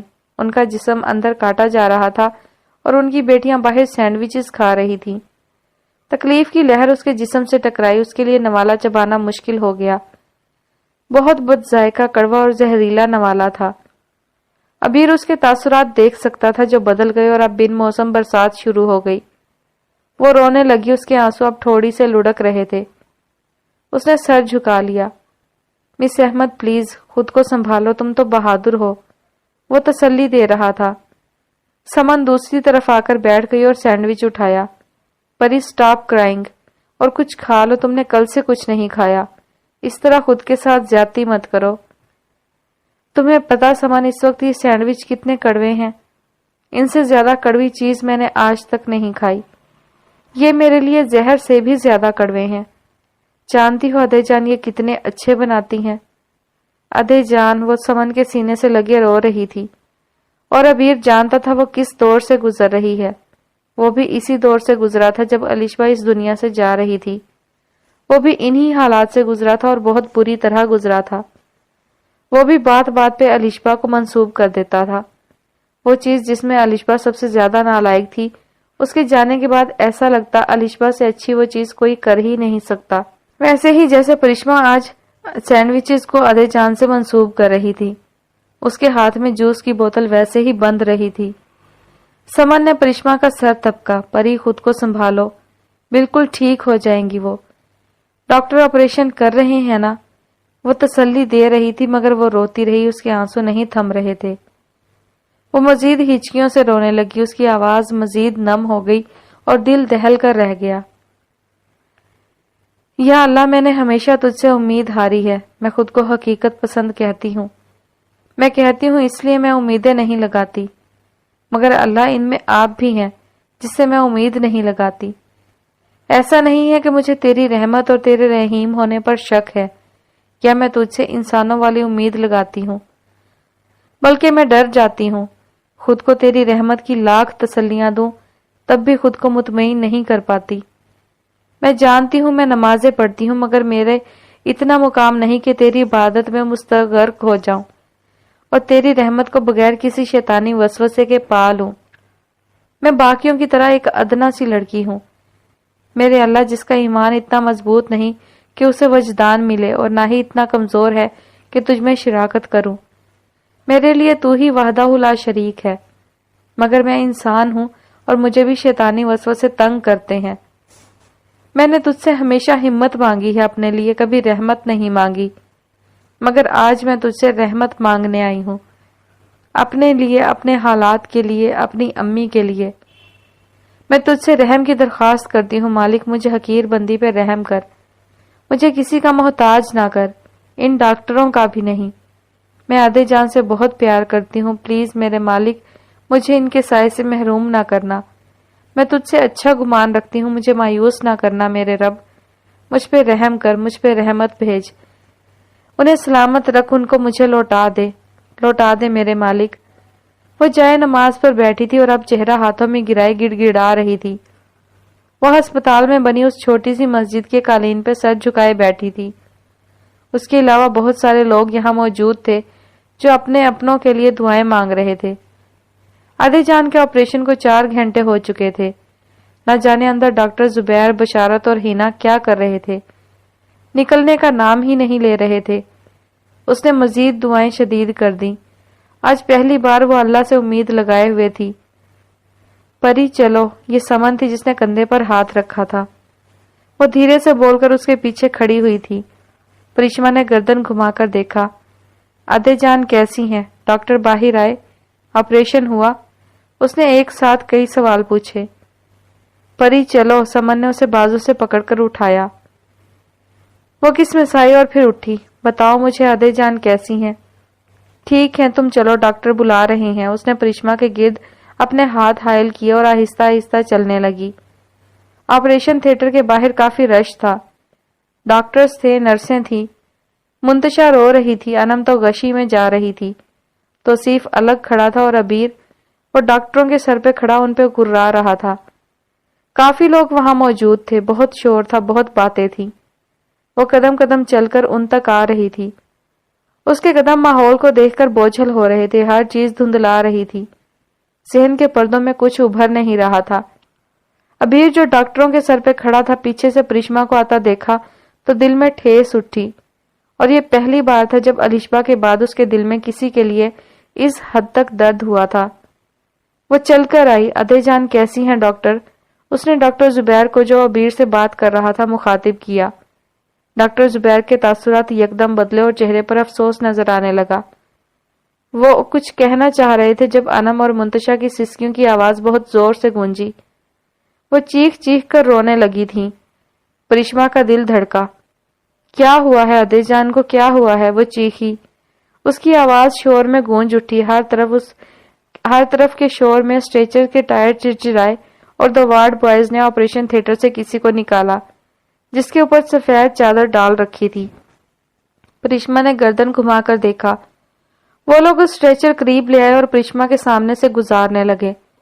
چادر سے ڈھکے وجود کا ہاتھ کھسک گیا اور چادر سے لڑک کر ہلکا سا نظر آیا۔ اس جھری زدہ ہاتھ کی کلائی میں ایک سیاہ دھاگا تھا، اور وہ سیاہ دھاگا ادے جان کی کلائی میں پچھلے 8 سال سے تھا۔ پریشما ہونکوں کی طرح دیکھتی گئی۔ سمن نے ہاتھ اس کے کندھے کے گرد لپیٹے اور رونے لگی۔ پری ادے جان از نو مور۔ اور اس میں اچانک پریشما کو آوازیں آنا بند ہو گئیں۔ آنکھوں کے گرد ہلکا سا اندھیرا چھا گیا، بند سرنگ کا گھپ اندھیرا، اور وہ آخری چیز جو اس نے اپنے ہوش میں دیکھی تھی وہ تھی کہ کسی نے کہا تھا پریشما کو پکڑو، اور حواس چلے گئے، اور اسے کیسے نا امید کیا جا سکتا تھا اگر وہ اللہ سے گمان رکھتی، مگر شیطان کے وسوسوں کے بغیر۔